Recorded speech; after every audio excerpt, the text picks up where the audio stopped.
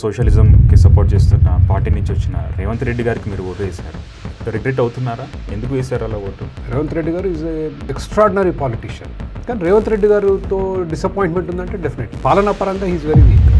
I'm not impressed by him at all. అర్థం లేని పనులు చాలా చేశారు. రిగ్రెట్స్ ఉన్నాయా అంటే డెఫినెట్, అంటే ఓటేసినందుకు రిగ్రెట్ లేదు. ఆ రోజు మనకున్న సమాచారం ప్రకారం, మన అనుభవాల ప్రకారం ఎవరికి ఓటేయాలని ఆలోచిస్తాం. మీరు రిజర్వేషన్కి సపోర్టా వ్యతిరేకమా అని అడుగుతున్నారు. వ్యతిరేకం, there is no second thoughts about it. మీకు బెస్ట్ డాక్టర్ కావాలి, మీకు బెస్ట్ టీచర్ కావాలి, బెస్ట్ లాయర్ కావాలి. ఉత్తర భారత చరిత్రలో ఇన్ని సంవత్సరాలు రిజర్వేషన్ ఉన్న ఏం సాధించాం? ఒక లాస్ట్ 70 yearsలో ఎంతోమంది ప్రజలకి సేవ చేస్తామని చెప్పి వచ్చి చివరికి ప్రజలను మోసమే చేశారు. చాలా తక్కువ మందిరే ఎవరైనా హెల్ప్ చేస్తుంటారు. ఎట్టి పరిస్థితుల్లో మీరు అనుమానించకూడదు. అసలు మానవ సమాజానికి భవిష్యత్తు ఎక్కడుంది? మీరు వచ్చిన వాళ్ళందరినీ దొంగోడంటే మనిషిని నమ్మటం అనేది is a default. JD Lakshminarayana, Kiran Bedi and Kejriwal, all three have terrible ideology. నిజాయితీ ఆధారంగా అంచనా వేయటం అనేది చాలా తప్పు. నిజాయితీ ఒక క్వాలిటీ. నిజాయితీ ఉండాలంటే ఉండకూడదు అనట్లేదు, కానీ కేవలం నిజాయితీ చూసి ఆహా మహాత్మా గాంధీ అనుకుంటే సరిపోదు. అదాని, వైఎస్ఆర్, ఈవెన్ సిబిఎన్ చాలా పెద్ద వ్యక్తితో గట్టిగా డీల్ చేశారు. ఒక ప్రభుత్వం తలుచుకుంటే ఎవరినైనా క్లోజ్ అయ్యి. బట్ మీ విషయంలో మీ వెనుక అంత పెద్ద శక్తి శక్తి బౌడిదా శక్తి లేదు, పాడలేదు, లేదు, అంతే.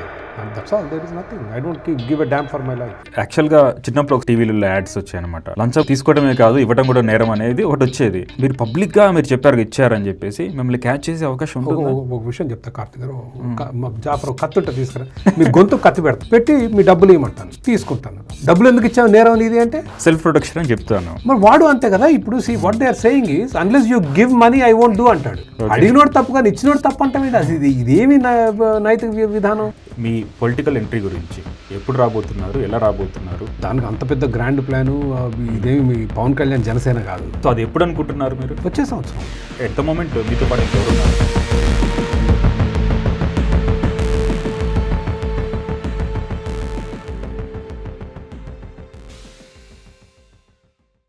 క్యాపిటలిజం గురించి మీరు బాగా అవేర్నెస్ క్రియేట్ చేస్తూ కాంగ్రెస్ పార్టీ అంటే ట్రెడిషనల్గా సోషలిజంకి సపోర్ట్ చేస్తున్న పార్టీ నుంచి వచ్చిన రేవంత్ రెడ్డి గారికి మీరు ఓటు వేశారు. రిగ్రెట్ అవుతున్నారా? ఎందుకు వేశారు అలా ఓటు? రేవంత్ రెడ్డి గారు the best party to vote. మనకు బాగా నచ్చి అన్ని విధాల అనుకూలంగా ఉన్న పార్టీ మన సొంత పార్టీ. ఓకే, మీరు పార్టీ పెడితే మీరు, నేను పార్టీ పెడితే నేను, మనకు నచ్చుద్ది. లేని పక్షంలో ఉన్నంతలో whoever is better we try to vote. Okay, Revanth Reddy గారికి వేసిన ఓటు it was more of a టీఆర్ఎస్కి వ్యతిరేకంగా వేసిన ఓటు. ఓకే, ఇన్ఫ్యాక్ట్ ఎన్నికలకు 6 నెలలు 9 నెలల ముందు కూడా I was pro TRS. Chandrababu Naidu గారు అరెస్ట్ తర్వాత వాళ్ళ ప్రవర్తన, నిరసన వ్యక్తం చేసే వాళ్ళ మీద వాళ్ళ దుందుడుకుతనం కానీ, హై హ్యాండెడ్నెస్ అంటాంగా, మహిళలను కూడా చూడకుండా వాళ్ళు ప్రవర్తించిన విధానం, అరెస్టులు కానీ, బలవంతంగా లాక్కెళ్ళటం, ఇట్లాంటివి ఏదైతే చేశారో. అండ్ మొదటి నుంచి కూడా టీఆర్ఎస్ పాలన పర్వాలేదు అన్నా కూడా ప్రజాస్వామ్య హక్కుల్ని కొంత కేసీఆర్ గారు హరించారన్నది వాస్తవం. సో దానికి వ్యతిరేకంగా, so which is more important okay అన్నది చూసుకొని ఐ థాట్ ఈసారి we should vote for Revanth Reddy గారు అనుకున్నాను. రిగ్రెట్స్ ఉన్నాయా అంటే డెఫినెట్, అంటే ఓటేసినందుకు రిగ్రెట్ లేదు. మనకు భవిష్యత్తు ఎవరికి తెలియదు కదా. ఓకే, ఆ రోజు మనకున్న సమాచారం ప్రకారం, మన అనుభవాల ప్రకారం ఎవరికి ఓటేయాలని ఆలోచిస్తాం. కానీ రేవంత్ రెడ్డి గారితో డిసప్పాయింట్మెంట్ ఉందంటే డెఫినెట్లీ ఉంది. In fact I was quite surprised. Revanth Reddy గారు ఈజ్ ఎక్స్ట్రాడినరీ పాలిటీషియన్. ఒక రాజకీయవేత్తగా ఈజ్, ఎందుకంటే కేసీఆర్, కేటీఆర్, హరీష్ రావు ఈ రకమైన ఫోర్సెస్ని ఎదుర్కోవాలంటే సామాన్యులకి అయ్యే విషయం కాదు. సో హీజ్ ఎ ఫైటర్, ఈ ఫాట్.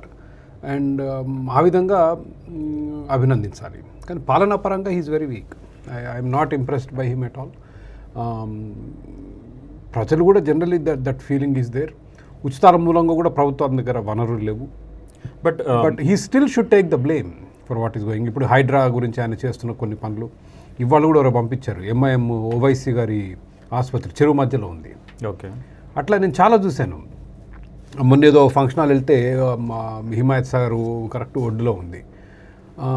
కొందరు తీస్తున్నారు, కొందరు తీయట్లేరు. ప్రత్యేకంగా సామాన్యులకి చాలా కష్టమైన విషయం ఈ హైడ్రా అనేది. ఇన్కన్వెన్షన్ ఎంతోమందికి ఉపాధి కల్పిస్తుంది. దుర్మార్గంగా కూలగొట్టారు, కోర్టు పర్మిషన్ కూడా లేదు. పొద్దున 6ంటికి వెళ్ళి నోటీస్ ఇచ్చి 7ంటికి మొదలుపెట్టేశారు కూలగొట్టడం. సో అంత అవసరం లేదు. There is no need to go that far. But ఆయన చేయాల్సింది ఏంటంటే ఈ అనుమతులు ఇచ్చిన అధికారుల్ని నిలదీయాలి, గుర్తించాలి, వాళ్ళ మీద చర్యలు తీసుకోవాలి. దాని తర్వాత ఒకటో రెండో మరీ చెరువుకు అడ్డంగా చెరువు లోపల పోయి కడుతుంటే చేయొచ్చు. But the way he is doing I thought was wrong. అదొక అంశం. అయితే జనరల్ అడ్మినిస్ట్రేషన్ వైజ్ ఆల్సో పెట్టుబడులు తేవడానికి ఆయన చేసే ప్రయత్నాలు కానీ, ఇప్పుడు హైదరాబాద్లో వెన్ టీఆర్ఎస్ ప్రభుత్వం ఉన్నప్పుడు so many flyovers were built. అది కొంచెం నెమ్మదైనట్టు అనిపిస్తుంది.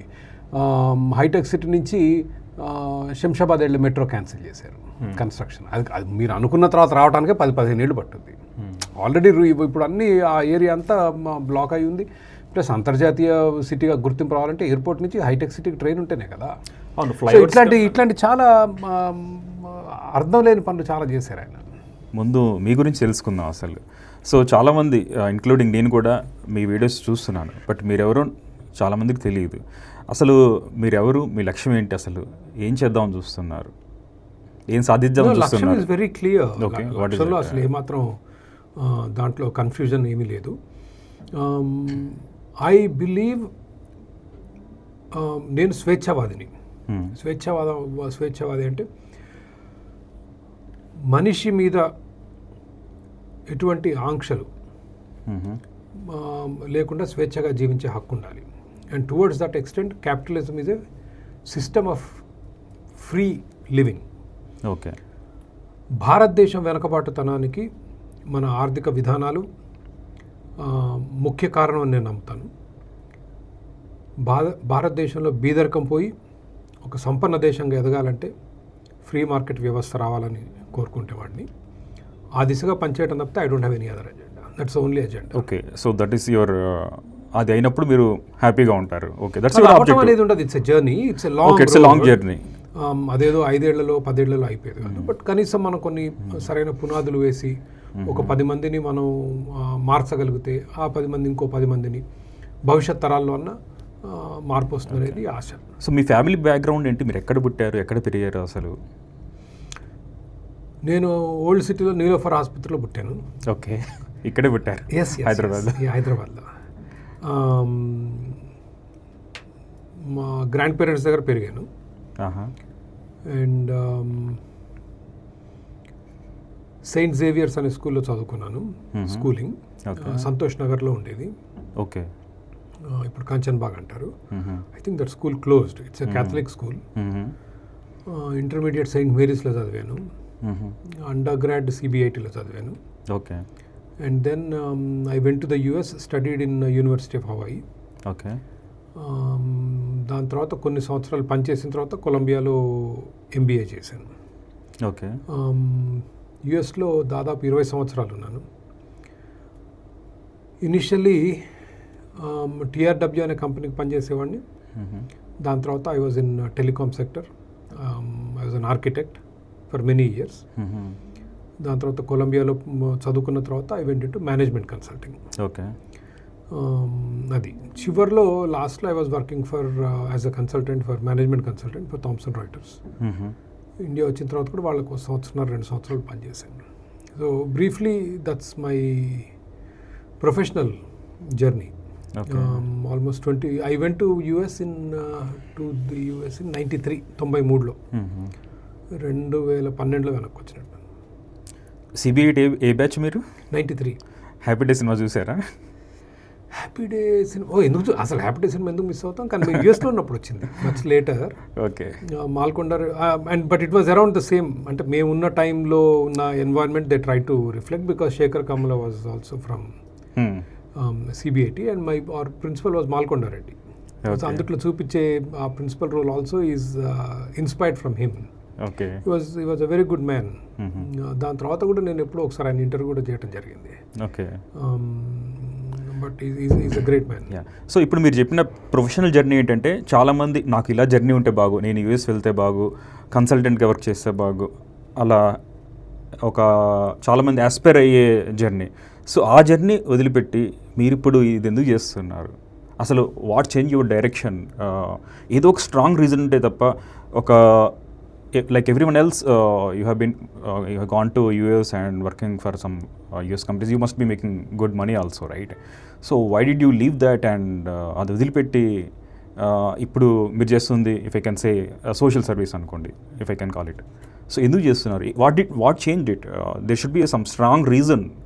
ఆర్ మీ ఫ్యామిలీలో ఆల్రెడీ ఇలా ఇంతకుముందు సమ్ యాక్టివిజం చేసిన వాళ్ళు కానీ, లేకపోతే సోషల్ సర్వీస్ చేసిన వాళ్ళు కానీ ఉన్నారా? లేకపోతే ఏం చేంజ్ వచ్చింది?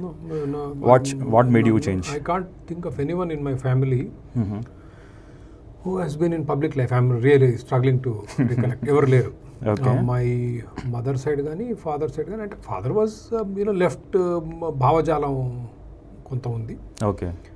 బట్ భారతదేశంలో అందరికీ లెఫ్ట్ భావజాలమే ఉండేదిగా that is what you want to change now anyway. ఆ పీరియడ్లో. And yes, yeah, my life ambition is to completely fight against left ideology. But what is the key event that make you made a change? There are, I mean, see, I know a lot of people have these key traumatic or inspirational moments. I don't have any such thing. Okay. నా దగ్గర ఈ romantic stories ఏం లేవు. Okay. However, I'll tell you this. At the peak of the Telangana movement, ఇది రాష్ట్ర విభజన కొరకు, that was when it really motivated me to study some of these public issues. Telangana మూమెంట్లో అప్పుడు ప్రొఫెసర్ జయశంకర్ రాసిన కొన్ని ఆర్టికల్స్ కానీ,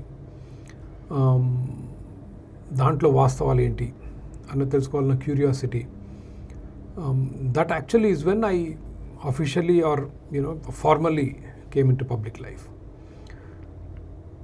నేను అప్పుడు పుస్తకం రాశాను. అప్పుడే కాలేజ్ అయిపోయినట్లుంది. కాలేజ్ అయిపోయిన తర్వాత I did my business school లేట్గా చేశాను కాస్త. Okay. Okay.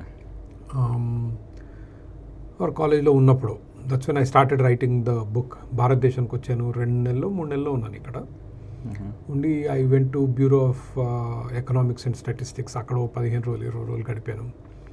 Then city central library, ఆ పాత కాలం నాటి పేపర్లు అదొక్కటే దగ్గర ఉండేవి. ఇది 1940s, 50s, 60s, 70s మీకు న్యూస్ పేపర్స్ కావాలంటే వాళ్ళ దగ్గర ఉండేవి. మరి ఇప్పుడు ఉన్నాయో లేవో తెలీదు. అక్కడ కూర్చొని then I went to Hampi, I went to Warangal, lot of places I visited. So పుస్తకం రాశాను. And that is when I formally came to public life. But I can't say that was అది కారణం అని నేను చెప్పలేను. అప్పటికే generally I'm interested. I been a libertarian by then. అప్పటికే I'm a capitalist. Okay. Free మార్కెట్స్ని నమ్మేవాడిని. So the interest in public life is over a period of time. So American రాజకీయాలు బాగా క్లోజ్గా ఫాలో అయ్యేవాడిని. బాగా అంటే బాగా ఆసక్తిగా. మొదట్లో డెమోక్రటిక్ వాదనలకి కాస్త ఆకర్షితునయ్యాను. వాళ్ళ ఇన్కన్సిస్టెన్సీస్ చూసి Republican side I was attracted to the Republican ideology. Okay. వాళ్ళ రిపబ్లికన్స్లో కూడా బాగా కన్సర్వేటివ్ వింగ్ ఉండేది. అండ్ అటు దాంట్లో కూడా ఐడియాలజికల్గా చాలా ఇన్కన్సిస్టెన్సీస్ ఉండటంతో then I was attracted to libertarian movement. Milton Friedman was I think one of the first libertarians I read and watched. Milton Friedman ఎక్స్టెన్సివ్గా ఉంటుంది యూట్యూబ్లో. ఆయన మాటలు కానివ్వండి, ఆయన ఇంటర్వ్యూస్ కానివ్వండి, లెక్చర్స్ కానివ్వండి, you can watch him too. Is very inspiring figure. ఎకనామిక్స్లో నోబెల్ వచ్చింది. యూనివర్సిటీ ఆఫ్ షికాగో ప్రొఫెసర్ ఆయన. Okay. Then Ayn Rand, then Austrian school of economics. అట్లా it is a journey. Okay. So I cannot give you one incident, but the more I read, now what inspired me more than anything else is కొన్ని పరిష్కారాలు ఏవైతున్నాయో కొన్ని కోట్లాది ప్రజల జీవితాల్ని మార్చేయగలవు. And that I found very inspiring. Okay. Small changes that you can make can change the destiny of 140 crore people. And that is very powerful. Correct. And that inspired me like anything. ఇవాళ భారతదేశంలో చూస్తున్నారు very small things. ఇప్పుడు మోడీ గారు రకరకాల టారిఫ్లు వేస్తున్నారు. Trump is also doing. టారిఫ్లను ఎత్తేసి పన్నులు సగానికి తగ్గించి సగం చెత్త చట్టాలు తీసేసి పబ్లిక్ సెక్టర్ కంపెనీలు మూసేసి చేస్తే this country it will grow like that. అది ఏదో నా ఊహాజనితంగా చెప్పేది కాదు. Yeah. You look around other countries, Yeah. like what China has done, what Singapore has done, what other countries. And so that next is అవి very డీటెయిల్గా motivating. Discuss చేద్దాము. But మీ గురించి అడిగిన క్వశ్చన్, లాస్ట్ క్వశ్చన్, మీరు 2010 around Telangana movement జరుగుతున్న టైంలో or even year 2 years before Yeah, that couple of అప్పుడు వచ్చారని చెప్పారు కదా, అప్పుడు పర్మనెంట్గా వచ్చేసారా, మళ్ళీ వెళ్దామని యూఎస్ నుంచి వచ్చారా? No, I came to write the book. So Only, I did okay. mostly research. చేసిన తర్వాత నేను మళ్ళీ I went back to the US. Okay, అమెరికాలో ఉన్నప్పుడు రిలీజ్ చేశాను పుస్తకం. అవును. దాంట్లో ముఖ్యమైన చాప్టర్ ఏంటంటే వేర్ ప్రొఫెసర్ జయశంకర్ గారు చేసిన అభియోగాలు ఏవైతున్నాయో I have conclusively proved that they are wrong. Okay, through sources, through data, I have proved them wrong. అందుకే అపోజ్ చేశారా మీరు తెలంగాణ సపరేట్ స్టేట్ బైఫర్కేషన్ అనేది అపోజ్ చేసింది? I mean, I always believed in Telugu unity. More than economics, I think it is culturally మనం ఒక unit of people. మొత్తం భారతదేశానికి తెలుగు ప్రజల స్ఫూర్తి. భాషా ప్రయుక్త రాష్ట్రాలు వచ్చింది తెలుగు ప్రజల మూలంగా. పొట్టి శ్రీరాములు గారు ఆమరణ నిరాహార దీక్ష చేసి చనిపోవడం మూలంగా తెలంగాణ ప్రజలు కోరుకున్నారు తెలుగు రాష్ట్రం కావాలని. Okay, but history has been tweaked, has been distorted in any number of ways. Okay. However, I came back later to release my Telugu book. Telugu ఇంగ్లీష్లో రిలీజ్ చేశాను అమెరికాలో, హైదరాబాద్లో తెలుగులో రిలీజ్ చేసిన నా మీద దాడి చేశారు. దాని తర్వాత then I move back to India. Okay, fine. Okay, but మీ జర్నీ ఎక్కువ ఏదర్ యూఎస్లో కానీ తెలంగాణ పార్ట్లో కానీ ఉంది, బట్ మీరు చేసిన కాంటెంట్ ఎక్కువ ఆంధ్ర రిలేటెడ్, అట్లీస్ట్ నేను అబ్జర్వ్ చేసిన దాని ప్రకారం. ఇది ఎందుకని just coincidence? No, it's I don't have any particular interest in one side or the other. Andhra is because I am able to find a lot of these cases. Telangana kuda I have been doing. I mean, Hydra mida chesanu and a few other things I have done. Then I also have several friends who work there, and it happens in social interactions. You get more information. Okay, got it. You know what I'm saying? Understood. Who are from Vijayawada. So you don't have any bias. There is nothing. Got it. No, I actually feel politically Telangana kanna kuda Hyderabad is more ripe for my political activism, because I feel my ideology, na siddhantalu metros lo koncham ekkuva traction వచ్చే అవకాశాలు ఉన్నాయని నేను నమ్ముతున్నాను. So that way I think Hyderabad is more ripe. Okay, okay. But మీరు public లైఫ్లోకి enter అయిన స్టార్టింగ్లో తెలంగాణ సపరేషన్కి వ్యతిరేకంగా సమైక్యాంధ్రకి సపోర్ట్ చేస్తూ పోరాటం చేశారు. అక్కడ మీరు చెప్పిన కారణం ఏంటంటే ప్రొఫెసర్ జయశంకర్ లాంటి వాళ్ళు కొన్ని చెప్పిన ఫ్యాక్ట్స్ భూతద్దంలో పెట్టి చూపించారు. చిన్న నెంబర్ని పెద్ద నెంబర్ చేసడం, తప్పు చూపించారు. చెప్పారు. ఒక 2 స్ట్రాంగ్ ఎగ్జాంపుల్స్ ఇవ్వగలరా? ఏం తప్పు చూపించారో అసలు మీరు కనిపెట్టిన? Education, there was no systematic discrimination. నేను ప్రాంతాల వారిగా చూశాను. విద్యలో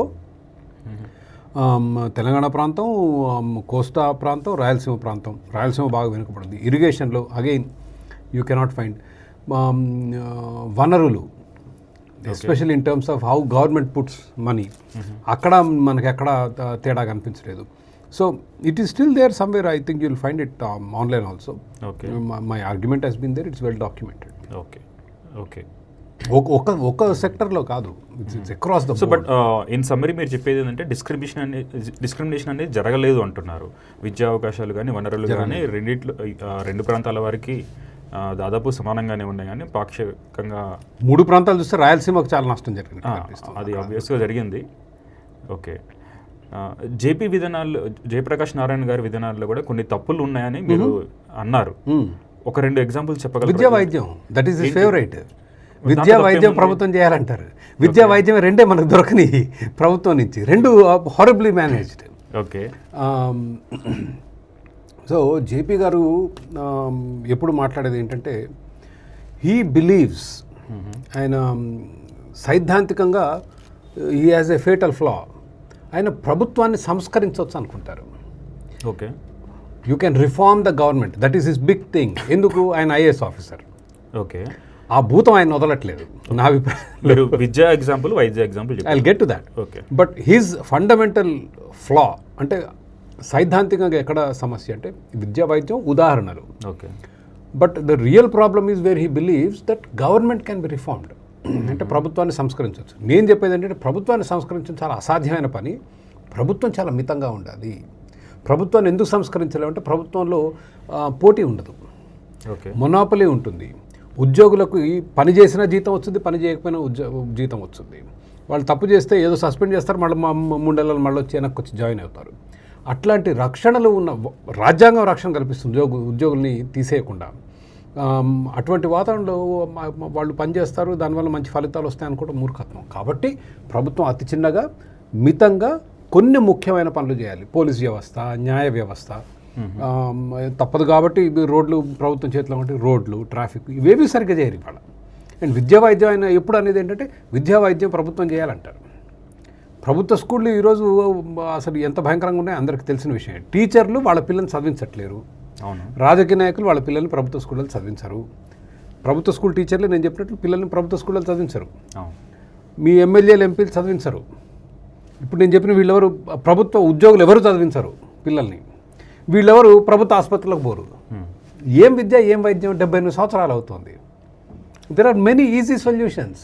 శుభ్రం ఒక్కొక్క విద్యార్థి మీద ₹1,00,000 ఖర్చు పెడుతున్నారు.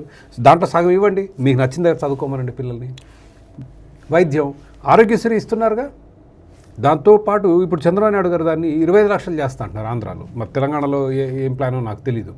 ఇంక 25 లక్షలు ఇస్తే ఎందుకు మీకు ప్రభుత్వ ఆసుపత్రులు? మీరే చెప్తున్నారు కదా ప్రభుత్వ ఆసుపత్రులు నడపట్లేవని. మీరు ఎందుకు ఇచ్చారు ఆరోగ్యశ్రీ? జనాలు వైఎస్ఆర్ గారు ఎప్పుడైతే ఆరోగ్యశ్రీ తెచ్చారో ఆయన మహానేత అయ్యాడు.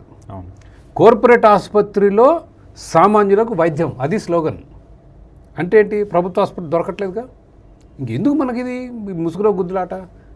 You save lot of money. So మీరు ప్రధానంగా ఇప్పుడు చెప్పిన దాంట్లో విద్య అనేది తీసుకుంటే ప్రభుత్వం ఎనీవే మొనోపోలీ ఉంటుంది. అది బాగా ప్రైవేట్ స్కూల్తో పోటీలాగా తీసుకురావడం కొంచెం కష్టము. కాబట్టి కొంచెం కష్టం కదా, ఉన్న ఫ్రేమ్వర్క్లో అసాధ్యం, ఇంపాసిబుల్ అంటున్నారు. బట్ మనం వెస్ట్రన్ కంట్రీస్ని తీసుకుంటే, యూఎస్ఆర్ యూరోపియన్ కంట్రీస్ తీసుకుంటే పబ్లిక్ సెక్టర్ ఎడ్యుకేషన్ సిస్టమ్ బాగా పనిచేస్తుంది. చాలా అప్పర్ మిడిల్ క్లాస్ పీపుల్ కూడా వాళ్ళ పిల్లల్ని పబ్లిక్ స్కూల్స్ పంపిస్తారు. ఈవెన్ మన సాఫ్ట్వేర్ ఎంప్లాయీస్ యూఎస్లో పనిచేస్తున్న వాళ్ళు వాళ్ళ పిల్లల్ని పబ్లిక్ స్కూల్కి డైరెక్ట్గా పంపిస్తున్నారు. సో అక్కడ వర్క్ అయినప్పుడు కొన్ని సంస్కరణ ద్వారా మన దగ్గర కూడా వర్క్ ఇలా చేయొచ్చు. వర్క్ కావట్లేదు public sector. So first of all అక్కడ వర్క్ అవుతుందని అనేవాళ్ళు ఎవరంటే ఇండియన్స్ అంటారు. ఓకే, కావట్లేదా? ఇండియన్ల సగటు ఆదాయం ఒక అమెరికన్ కన్నా చాలా ఎక్కువ. అమెరికన్ కన్నా ఇండియన్స్ అక్కడ బాగా వెల్తీ కమ్యూనిటీ. సగటు అమెరికన్ కన్నా సగటు భారతీయుడు ఆదాయం చాలా ఎక్కువ.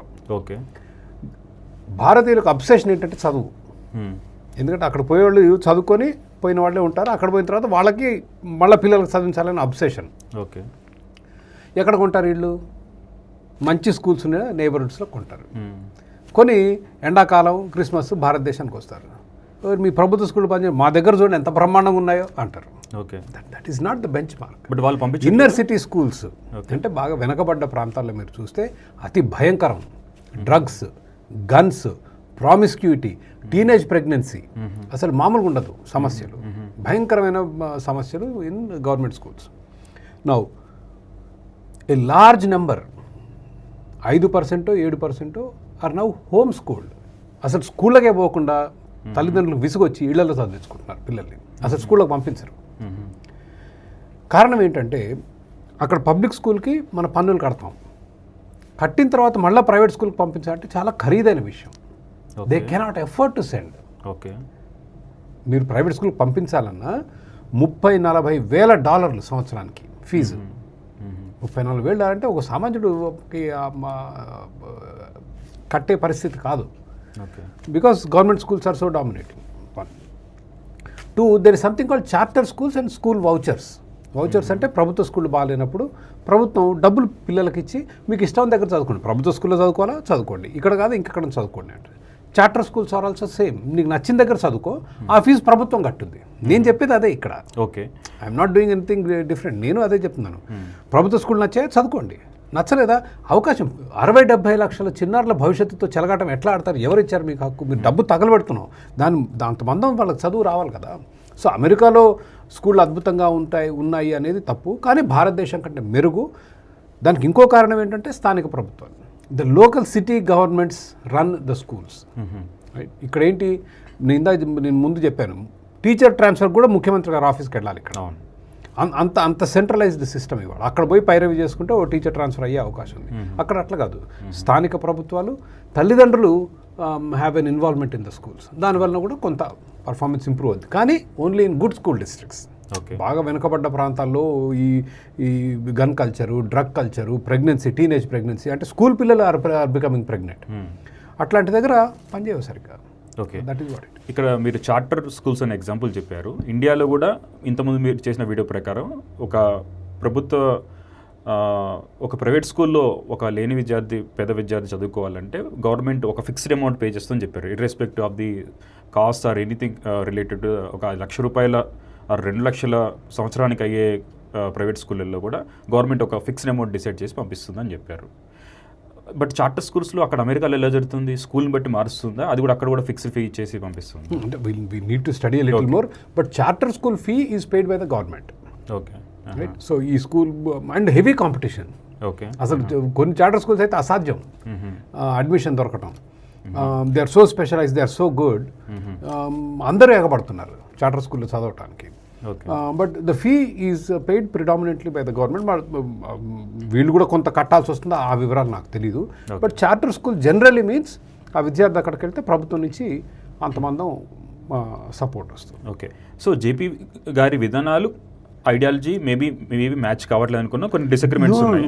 జేపీ గారు నేను వీఆర్ లిబరల్స్ 90%. లిబరల్స్, బట్ కొన్ని జేపీ గారు బ్యాంకులు ప్రైవేటైజ్ చేయండి అంటారు, ప్రభుత్వ రంగ సంస్థలు ప్రైవేటైజ్ చేయండి అంటారు, పన్నులు తగ్గించాలంటారు, ప్రభుత్వ భూమిక తగ్గాలంటారు, ప్రభుత్వ ఉద్యోగులు ఈ రకమైన ప్రభుత్వ ఉద్యోగులు ఉండకూడదు అంటారు. సో ఆయనతో నాకు అట్లాంటి ఆయన రావడం మన అదృష్టం భారతదేశంలో.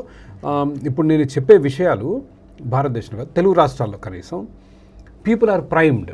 అంటే కొంత ఆయన ద్వారా తెలుసుకున్న తర్వాత you know my ideology is easier to cell. ఆయన ఇప్పటికే చాలామంది చదువుకున్న వాళ్ళలో ఈ సిద్ధాంతాలని, ఈ భావజాలాన్ని కొంత పుష్ చేయగలిగారు. So I'm grateful to him. Okay. అసలు దాంట్లో రెండో ఆలోచన లేదు. అంటే ఒక ప్రభుత్వ వ్యవస్థలో ఉండి బయటకు వచ్చి ప్రభుత్వమే ప్రాబ్లం అని గుర్తించడం అనేది మామూలు విషయం కాదు. I really appreciate it. ఆయన ఉన్నవాళ్ళలో అసలు ఆయనే అంటే నాకు అభిమానం ఉన్న పొలిటీషియన్ అంటే ఆయన. There is nobody else. Okay. 2010 ఆ ప్రాంతంలో లోక్పాల్ ఉద్యమం అని బాగా జరిగింది. ఆ ఉద్యమంలో వచ్చిన ఒకరు అరవింద్ కేజ్రీవాల్, ఇప్పుడు సీఎం కూడా అయ్యారు. లోక్పాల్ బిల్లు అవి కూడా పాస్ అయ్యాయి. బట్ అవి ఏంటంటే ప్రజాప్రతినిధులు ఎవరైనా తప్పు చేస్తే వాటిని చెక్స్ అండ్ బ్యాలెన్స్ సిస్టమ్స్లో వాటిని అరికట్టడానికి ఒక లోక్పాల్ వ్యవస్థ అనేది చాలా ఉపయోగపడుతుంది. ప్రజలు నమ్మి బాగా సపోర్ట్ చేశారు. ఇప్పుడు 15 సంవత్సరాలు అయింది, వాటి ప్రభావం ఎక్కడా కనిపించట్లేదు. ఇట్లాంటి వాటిని డైల్యూట్ ఎలా జరుగుతుంది? అసలుకి మనం ఎంతో రిజల్ట్ వస్తుంది అనుకుంటాం, బిల్లు పాస్ అవుతుంది, చివరికి చూస్తే రిజల్ట్ ఏమీ ఉండదు. అసలు ఏం జరుగుతుంది? నాయకత్వ లోపం. Same thing. I mean Anna Hazare అదే, అరవింద్ కేజ్రీవాల్ అదే. కొంతవరకు జయప్రకాష్ నారాయణ గారిని కూడా నేను ఈ విషయంలో బ్లేమ్ చేస్తాను. వ్యవస్థలను తీసుకొచ్చి అవినీతి నిర్మూలిస్తూ ఉంటారు. First of all Lokpal, Lokayukta, వాటికి అసలు ఏమి అధికారాలు ఇచ్చారు? They don't have any investigating authority. ఓ రిటైర్డ్ జడ్జిని తీసుకొచ్చి కూర్చోబెడతారు. కార్తిక్ గారు ఎక్కడో లంచాలు తీసుకున్నారు, ఓ 50 లక్షలు. ఏం చేస్తాడు లోక్పాల్? మళ్ళీ ఏసీబీకో సిబిఐకో చెప్పమంటారు. ఓకే. ఓకే. ఏసీబీ సిబిఐ నా మాట ఉంది కదా, నేను లోక్పాల, లోకాయుక్త అనుకోండి, మీరు అవినీతి చేశారు అనుకుందాం, ఏం చేయాలి? దర్యాప్తు చేయాలి కదా. చేశారో చేయలేదో నాకేం తెలుసు? ఎవరు చేయాలి దర్యాప్తు? ఏసీబీనో సిబిఐ చేయాలి. అవి మీ చేతిలో నా మాట విన్నప్పుడు ఇంకేం జరుగుద్ది? అండ్ రిటైర్డ్ జడ్జి ఉంటాడు, అతనికేం అధికారం ఉండవు, ఎట్లా పనిచేస్తుంది? పనిచేయదు. 1, 2 అవినీతికి మూల కారణాలు అర్థం చేసుకున్నంత వరకు అవినీతిని మనం నిర్మూలించలేము. ఇదేదో ఓవర్ నైట్ మ్యాజికల్గా ఒక లోక్పాల్, లోకాయుక్త పోదుగా. అవినీతికి మూల కారణం మన చట్టాలు, మనం ప్రభుత్వానికి ఇచ్చే అపారమైన అధికారాలు.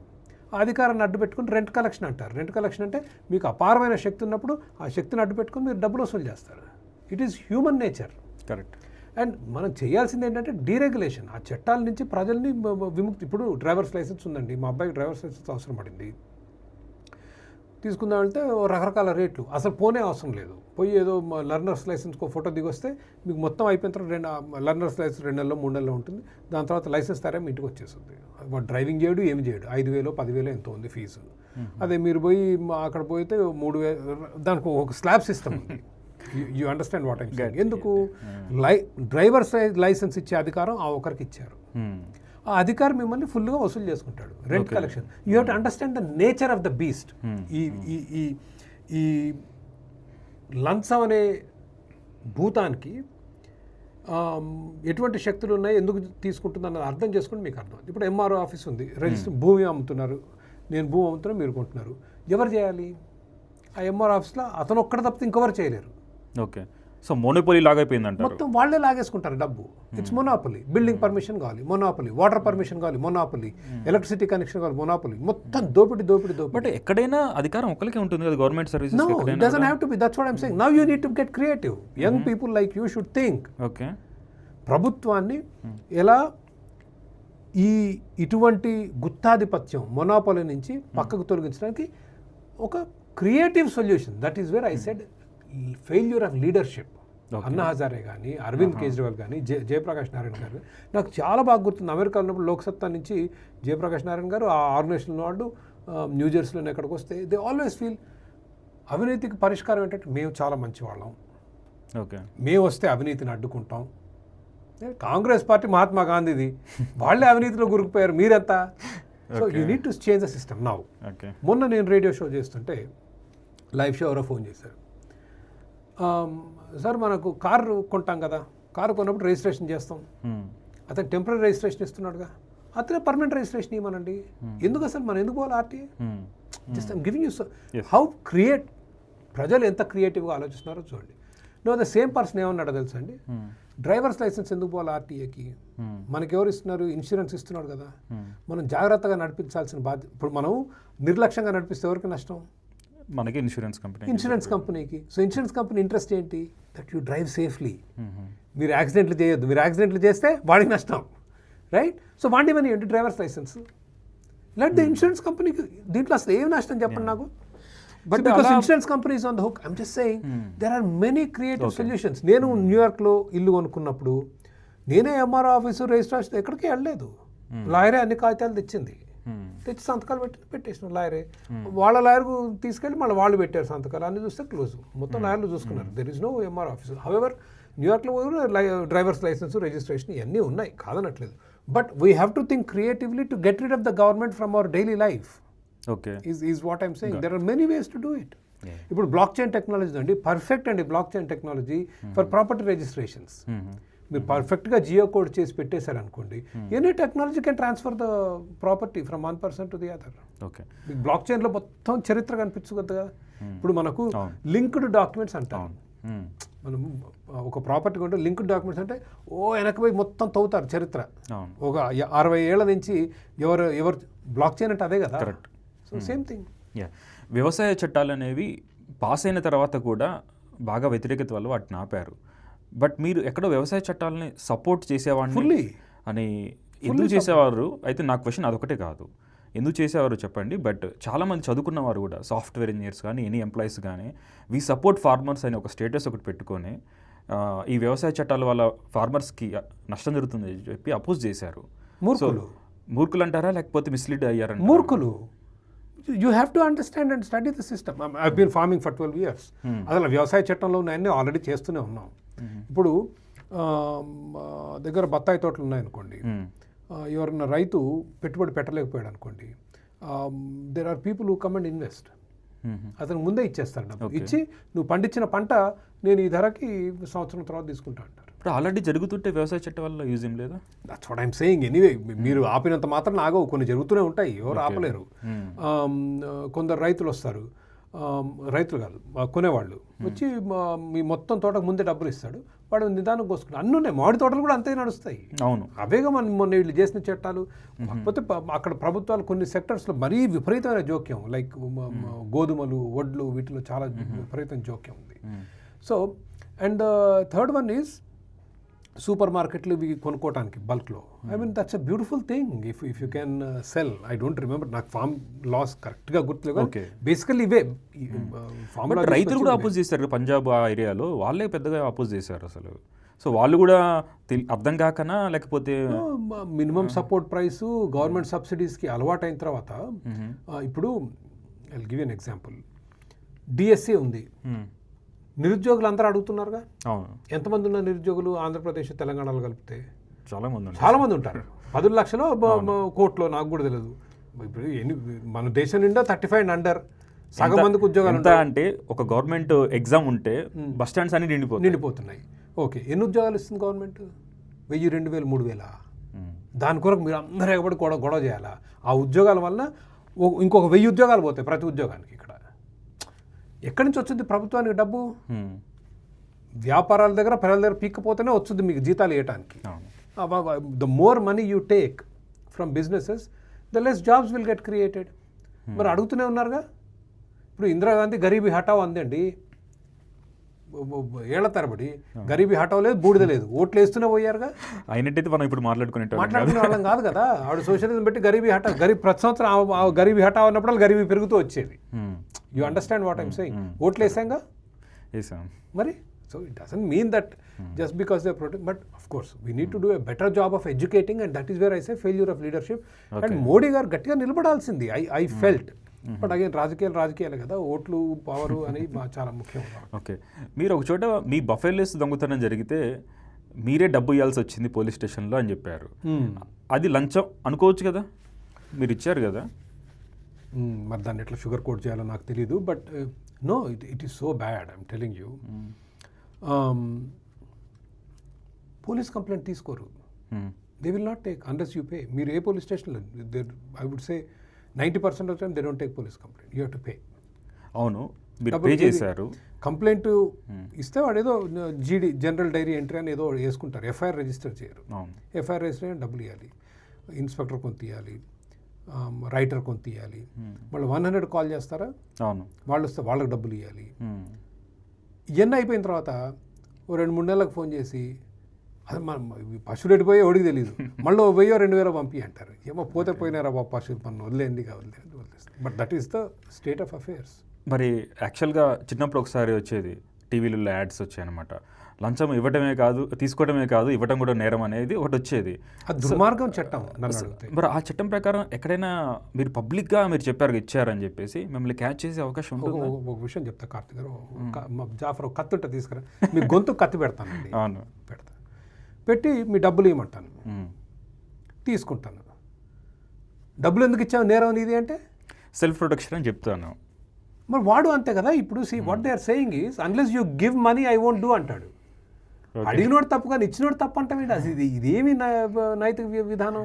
ఓకే, లంచం అంటే ఏంటి చెప్పరా? మీ దగ్గర కత్తి ఉంది, యూ అండర్స్టాండ్? ప్రభుత్వాధికారుల దగ్గర కత్తి ఉంది, నీ గొంతు కత్తి. ఇప్పుడు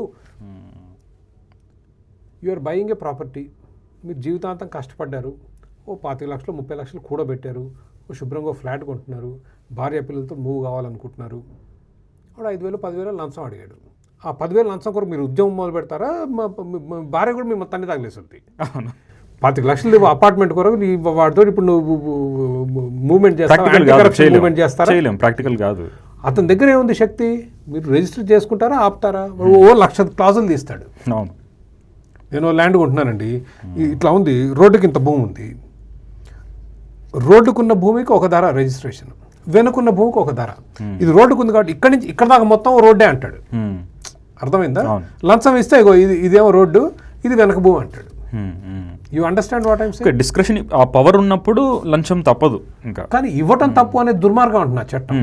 సో తీసుకునేవాడిని తప్పు అనటం కరెక్టే. ఇప్పుడు దొంగతనం కత్తి పెట్టి మీ దగ్గర దొంగతనం చేస్తున్నాడు, నువ్వెట్లు ఇచ్చావు, నీది తప్పు. వీళ్ళందరూ చెప్పేది అదే. ఏది అన్నా హజారే, అరవింద్ కేజ్రీవాల్, లోక్సత్తా జేపీ గారి సంస్థల వాళ్ళు అంటే ఇప్పుడు Loksatta is not big thing, but the reason I remember very well, న్యూజెర్సీలో అతను ఎవరు ఉండేవాడు, ఇంకొక అతను లోక్సత్తాలో ఒక అబ్బాయి, తమిళనాడు నుంచో కర్ణాటక నుంచో వచ్చాడు. ఈ యూస్ టు సే, అసలు మీరు ఇవ్వకపోతే ఈ లంచం వ్యవస్థ ఉండదు కదా, అసలు లంచాల వ్యవస్థ ఎక్కడి నుంచి వచ్చింది, మీరు ఇవ్వబట్టే కదా అంటాడు. And it is your duty to fight against corruption. When we all fail, then the system becomes corrupt అంటాడు. Okay, that's absurd. ఇప్పుడు మీరు రాత్రి ఇంటికి కాదు ఎలా చేస్తాం అవన్నీ. అరే ఐఎమ్ ఎ విక్టిమ్. వాడు గొంతు కత్తి పెట్టినోడిని నువ్వు ఎందుకు పోరాడవరు అంటే పొడిచి పారేస్తాడు. You know what I'm saying? రాత్రి ఎప్పుడో ఇంటికి పోతున్నా పోలీసు వాడు పట్టుకుంటాడు, 200 ఇవ్వమంటాడు. ఏం చేయమని అప్పుడు కూర్చొని వాడితో ఫైటింగ్ చేయమంటారా? కుదరదు కదా. యాంటీ కరప్షన్ మూవ్మెంట్ చేయమంటారా అక్కడ బోర్డు పట్టుకొని? It is not practical and it is a stupid law if you ask me. It is very unreasonable whoever made that law. ఒక సాధారణ వ్యక్తి, మాలాంటి ఒక సాధారణ వ్యక్తిని తీసుకుంటే మనం ఒక పబ్లిక్ లైఫ్లో ఉన్న పర్సన్ నిజాయితీపరుడా కాదా అని తెలుసుకోవడానికి మనకి 2 రకాల సోర్సెస్ ఆఫ్ ఇన్ఫర్మేషన్ ఉంటుంది. ఒకటి మీడియా, న్యూస్ పేపర్స్, టీవీస్ వాళ్ళని ఎలా ప్రమోట్ చేస్తాయి, నిజాయితీపరుడు అని ప్రమోట్ చేస్తున్నాయా లేకపోతే లంచగొండి కరప్టెడ్ అని ప్రమోట్ చేస్తున్నాయా, అదొక సోర్స్. ఇంకొకటి సోర్స్ ఏంటంటే మన ప్రైమరీ, అంటే మనం చూసింది డైరెక్ట్గా. ఇప్పుడు లోక్సత్తా పార్టీ జయప్రకాష్ నారాయణ గారు తీసుకుంటే లోక్సత్తా పెట్టినప్పుడు నాకు తెలిసినంతవరకు వాళ్ళు ఎక్కడ పోటీ చేసినా కూడా డబ్బులు పంచలేదు ఎలక్షన్లో. సో దాన్ని బేస్ చేసుకొని తను నిజాయితీపరుడు, ఉద్దేశాలు, తను చేసిన వర్క్ ఏదైనా ఉండొచ్చు, ఇంపాక్ట్ ఏదైనా ఉండొచ్చు, కానీ తను మాత్రం నిజాయితీగా చేసి ఉండొచ్చు అని నమ్ముతున్నాను. నమ్మొచ్చు అంటారా? Yes, definitely. ఓకే, అయితే ఇప్పుడు మనం ఇంకొక ఎగ్జాంపుల్ తీసుకుందాం. Janasena party, TDP, YSRCP are traditional parties existing సిస్టంలో స్ట్రక్ అయినవి. నచ్చో నచ్చకనో తెలిసో ఏదో విధంగా తప్పకనో డబ్బులు పంచుతున్నారు అందరూ కూడా. ఇప్పుడు జేడి లక్ష్మీనారాయణ గారు as per news paper reports తను ఒక ఆనెస్ట్ నిజాయితీపరుడు అనేది ఒక రిపోర్ట్ ఉంది. కానీ తను కూడా కొంతకాలం జనసేన పార్టీలో ఉన్నారు. తనకే తెలిసే ఉంటుంది కదా Janasena party or any existing parties తప్పక ఓట్లు పంచాల్సి వస్తుందని. తను పోటీ కూడా చేశారు. సో అలా చేసినప్పుడు మాలాంటి వాళ్ళు ఏమనుకోవాలి? నిజాయితీ లేదనుకోవాలా? నిజాయితీ ఉండి కూడా అలాంటి పార్టీని దిగి మరీ ఉన్న పార్టీలు మారుద్దామని అనుకున్నారా? లేదు, మీరు యువకులు కూడా you have to think practically. Okay, now next year we want to be a political party. నేను జేపీ గారితో మొన్న కలవటం జరిగింది. ఆయన సలహాలు, ఆయన అనుభవాలు, ఆయన ఏమనుకుంటున్నారు రాజకీయాల గురించి, కొన్ని గుణపాఠాలు నేర్చుకోవడం, what can he tell us అన్న దాని మీద మాట్లాడటం జరిగింది. అడిగాను ఆయన్ని, మీకు ఎట్లా వచ్చాయి ఓట్లు? మీరు పోటీ చేశారుగా, పోటీ చేసినప్పుడు ఓట్లు ఎట్లా వచ్చాయంటే అర్బన్ సెంటర్స్లో దేర్ ఆర్ సమ్ ఇంపార్టెంట్ నియోజకవర్గాల్లో దాదాపు 10% పోలయ్యాయి వాళ్ళ ఓట్లు. కొన్ని రూరల్ ఏరియాస్లో 5% పోలయ్యాయి. ఓకే, ఈ భారతదేశ ఎలక్ట్రల్ సిస్టంలో 10%, 5% ఓట్లు పోలైతే ఎవరన్నా గెలుస్తారా? అవరు. Then what should you do? ఉన్న వాళ్ళలో ఇందాక చెప్పాను కదా, మీరు టీఆర్ఎస్కి సపోర్ట్ చేశారు, రేవంత్ రెడ్డికి ఓటేశారు అంటే you have to figure out lesser of the will. అదేవిధంగా మీకు కొన్ని సిద్ధాంతాలు ఉన్నప్పుడు కొందరితో కలవాల్సి వస్తుంది. Okay, and people should understand. And leadership అంటే నాయకత్వానికి ఉన్న బాధ్యత ఏంటంటే మేమేదో అమ్ముడు పోయి కలవట్లేదు, మన సిద్ధాంతాలు ముందుకు తీసుకెళ్ళడానికి కలుస్తున్నాం, ఈ కండిషన్లు పెట్టాం. ఇప్పుడు ఫర్ ఎగ్జాంపుల్ నేను రేపు పొలిటికల్ పార్టీ అండి, రేపు బీజేపీతోటో టీడీపీతోటో ఇంకొకరితోటో అలయన్స్ ఉందనుకోండి, దెన్ విల్ టెల్ జిఎస్టీ తగ్గించమని అడుగుతున్నాం, ఈ రోడ్లు, ఫ్లైఓవర్లు, బిల్డింగ్లు కట్టమని అంటున్నాం, and we have to align. That is only way you can survive in Indian political system. Everybody aligns. Okay, దాని అర్థం అమ్ముడుపోయినట్లు కాదు. ఓకే, మీ పొలిటికల్ పార్టీ గురించి స్పెషల్గా డీటెయిల్గా డిస్కస్ చేద్దాము. Before that I have a couple of questions. మనం India లెవెల్లో చూసుకుంటే 2 పర్సన్స్ గురించి మాట్లాడదాం అనుకున్నాను. ఫస్ట్ కిరణ్ బేడి గారు, తను కూడా సిన్సియర్ ఆఫీసర్ అని, లైక్ జేడీ గారు లేకపోతే మీరు, ఏబి వెంకటేశ్వర గారు లాగానే తను కూడా ఒక sincere officer, first women IPS officer. So ఒక మంచి రెప్యుటేషన్ ఉంది. యాంటీ కరప్షన్ మూమెంట్లో కూడా పోటీ చేశారు. చివరికి బీజేపీ జాయిన్ అయిపోయారు. తర్వాత ఒక చోట లెఫ్టినెంట్ గవర్నర్గా కూడా వర్క్ చేశారు. తర్వాత కామ్ అయిపోయారు. నాకు తెలిసినంతవరకు అయితే పబ్లిక్ లైఫ్లో యాక్టివిజం కానీ సోషల్ సర్వీసెస్ సిగ్నిఫికెంట్గా చేస్తున్నట్టుగా నాకైతే తెలియదు. అదొక ఇంపాక్ట్. అంటే నాలాంటి వాళ్ళకి ఏమనిపిస్తుంది అంటే maybe they are all the same, నిజంగా సర్వీస్ చేస్తున్నారో లేదో వాళ్ళ పర్సనల్ గెయిన్ కోసం చేస్తున్నారేమో అనిపిస్తుంది. నాకు ప్రూఫ్స్ ఏం లేవు. సెకండ్, అరవింద్ కేజ్రీవాల్ గారు తీసుకున్నారు. తను కూడా యాంటీ కరప్షన్ మూమెంట్లో 2010-11 ఆ టైంలో బాగా పాపులర్ అయ్యారు. అన్నా హజారేతో పాటు వర్క్ చేసి తర్వాత సీఎం అయ్యారు. సీఎం అయిన తర్వాత 2-3 అంశాలు నన్ను బాగా బాధించినాయి. తను చాలా పత్రికల్లో మొదటి పేజీల్లో తన ఫోటోతో యాడ్స్ వేయించుకున్నారు. తను వర్క్ చేస్తున్న ఢిల్లీలో, ఈవెన్ తెలుగు పేపర్స్లో కూడా అది వచ్చాయి. పబ్లిక్ ఫండ్స్ని మిస్యూజ్ చేసుకున్నట్టు నాకు అనిపించింది. సో మేబీ తను కూడా లైక్ ఎవ్రీవన్ ఎల్స్ అందరిలాగానే తను కూడా మేబీ కమర్షియల్ ఆర్ అందరిలాగా ఒక పొలిటీషియనే, మేబీ సొసైటీని బాగు చేయడానికి కాదేమో రాకుండా ఉన్నారేమో అని అనిపిస్తుంది. రెండోది, వాళ్ళు మొదలుపెట్టిన టైంలో ఒక ఒక ఎవరికి క్లియర్గా మ్యాండేట్ రాదు ఫస్ట్ టైము. అప్పుడు వాళ్ళు మీ బీజేపీతో కలము, కాంగ్రెస్తో కలము, మేము మాకు అధికారం లేకపోయినా పర్వాలేదు అని చెప్పి మళ్ళీ ఎలక్షన్లోకి వెళ్తే బాగా మెజారిటీతో గెలిచారు. అలాంటి వ్యక్తి ఒకానొక టైంలో లాలూ ప్రసాద్ యాదవ్ గారి who is known for corruption వాళ్ళతో స్టేజ్ షేర్ చేసుకున్నారు. 3వ పాయింట్, ఇప్పుడు కొత్తగా రీసెంట్గా లిక్కర్ కేసులో ఇరుక్కున్నారు. మేబీ బీజేపీ వాళ్ళు విరికించారు, నిజంగానే అక్కడ ఏమైనా జరిగిందో నాకు తెలియదు. బట్ ఈ 3 అంశాలు లాంటివి చూస్తే ఒక వ్యక్తి కొత్తగా పాలిటిక్స్లో మార్చేస్తామని వచ్చినా కూడా, కొంతకాలం బాగానే పనిచేసినా కూడా వెనక ఏం జరుగుతుందో చివరికి సాధారణమైన మాలాంటి వ్యక్తుల్ని మోసం చేస్తున్నారేమో అనే ఒక లాగా అనిపిస్తుంది. సో ఒక వ్యక్తి ఈరోజు కొత్తగా ఒక ఫ్రెష్ వ్యక్తి, ఫర్ ఎగ్జాంపుల్ ఏబి వెంకటేశ్వరరావు గారిను, జేడీ గారిను తీసుకుందాము. వాళ్ళు కొత్తగా మళ్ళీ పాలిటిక్స్లోకి వస్తున్నారంటే మేము వాళ్ళని అనుమానించడంలో తప్పేమనుందా ఒక సాధారణ వ్యక్తిగా? No, you should not suspect at all. అనుమానించకూడదు. ఎందుకు? మీరు చెప్పే ముందు ఒక క్వశ్చన్. ఒక లాస్ట్ 70 yearsలో ఎంతోమంది ప్రజలకి సేవ చేస్తామని చెప్పి వచ్చి ఎంతోమంది నాయకులు చివరికి ప్రజల్ని మోసమే చేశారు. చాలా తక్కువ మందిరే ఎవరైనా హెల్ప్ చేస్తుంటారు ప్రజలకి సిస్టమ్. 3 పేర్లు చెప్పారు, ఇంకెవరున్నారు? నాకు తెలిసినందుకు ఈ 3 వ్యక్తులు ఎగ్జాంపుల్గా చెప్తున్నాను. బట్ నా దగ్గర వీడికి అధికారం ఏమి లేవు. నా పర్స్పెక్టివ్లో నేను చూసిన వాటి ఇవి ప్రజల ప్రశ్నలు కాదు, నా ఓన్ ప్రశ్నలు. No, I understand. You can ask. మీ మనసులో ఏముందో అడగండి. ప్రజల పక్షం మనకేం తెలుస్తుంది ప్రజల మనసులో ఏముందో? ప్రజల గురించి కాదు, నాకు తెలిసిన ఇవి. ఓకే, ఒకటి, ఎట్టి పరిస్థితుల్లో మీరు అనుమానించకూడదు. Okay, till you find evidence. Okay, లేదు అసలు మానవ సమాజానికి భవిష్యత్తు ఎక్కడుంది? మీరు వచ్చిన వాళ్ళందరినీ దొంగోడు అంటే దొంగోడు అని కాదు, ఒక అనుమానంతో చూడకూడదు. ఓకే, యూ షుడ్ నాట్ నమ్మాలంటారా డైరెక్ట్గా? Till you find evidence to the contrary. అంటే మీకు ఆధారాలు దానికి వ్యతిరేకంగా దొరికే వరకు you should believe people. Why would you be such this? ఎప్పుడైనా నేను అనేది ఈ విషయంలో కాదు, ఏ విషయంలో అయినా మనిషిని నమ్మటం అనేది ఈజ్ అ డిఫాల్ట్. ఓకే, అసలు ఏమి చేయకుండా మనిషిని కలిసి ముందు నమ్ముతాం. కలవని దొంగ అనుకోవటం తప్పు అంటున్నా. Okay, okay. నెక్స్ట్, లక్ష్మీనారాయణ గారు, JD Lakshminarayana, Kiran Bedi and Kejriwal, all 3 have terrible ideology. Okay, సైద్ధాంతికంగా కేజ్రీవాల్ని పక్కన పెడదాం. జేడీ లక్ష్మీనారాయణ సిద్ధాంతం ఏంటో నాకు తెలియదు. I don't think he sorted it out in his own head. తనకే తెలియదు అసలు what he stands for. Kiran Bedi is scarier than JD Lakshminarayana గారు. ఆవిడ మాట్లాడుతుంటే మా ఢిల్లీ ఎన్నికలప్పుడు నా తన గిరగిరా తిరిగింది.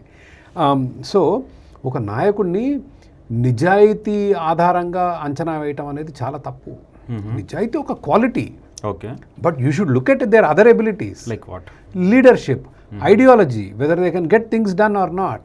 నిజాయితీ లేకుండా ఉన్నప్పుడు ఇవి నిజాయితీ ఉండాలంటే ఉండకూడదు అనట్లేదు, కానీ కేవలం నిజాయితీ చూసి ఆహా ఇది మహాత్మా గాంధీ అనుకుంటే సరిపోదు. That is not how you judge. You should judge based on the results that they bring, right?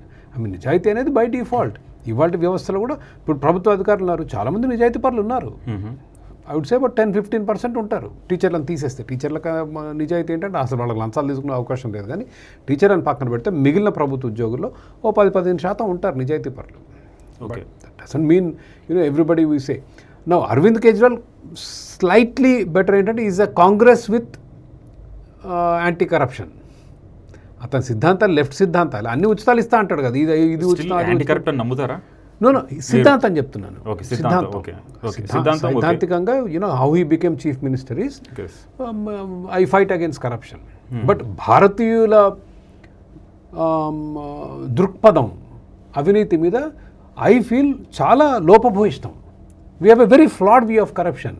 We just think ఇందా నేను చెప్పినట్లు మనుషులు మంచి వాళ్ళైతే అవినీతి తగ్గుద్ది అంటారు. మనుషుల్లో లోపం కాదు, మన వ్యవస్థలో లోపం. అది ఓకే, అది గుర్తించినంత వరకు again Arvind Kejriwal is the same. Arvind Kejriwal is like another పాత లోక్సత్తా పార్టీ. మేము మంచి వాళ్ళం, మేము వస్తే అవినీతి జరగనివ్వం అంటారు. అసాధ్యం. మహాత్మా గాంధీ కాంగ్రెస్ పార్టీ అవినీతిలో కూరుకుపోయింది, నేను చెప్పాను కదా ఇందాక.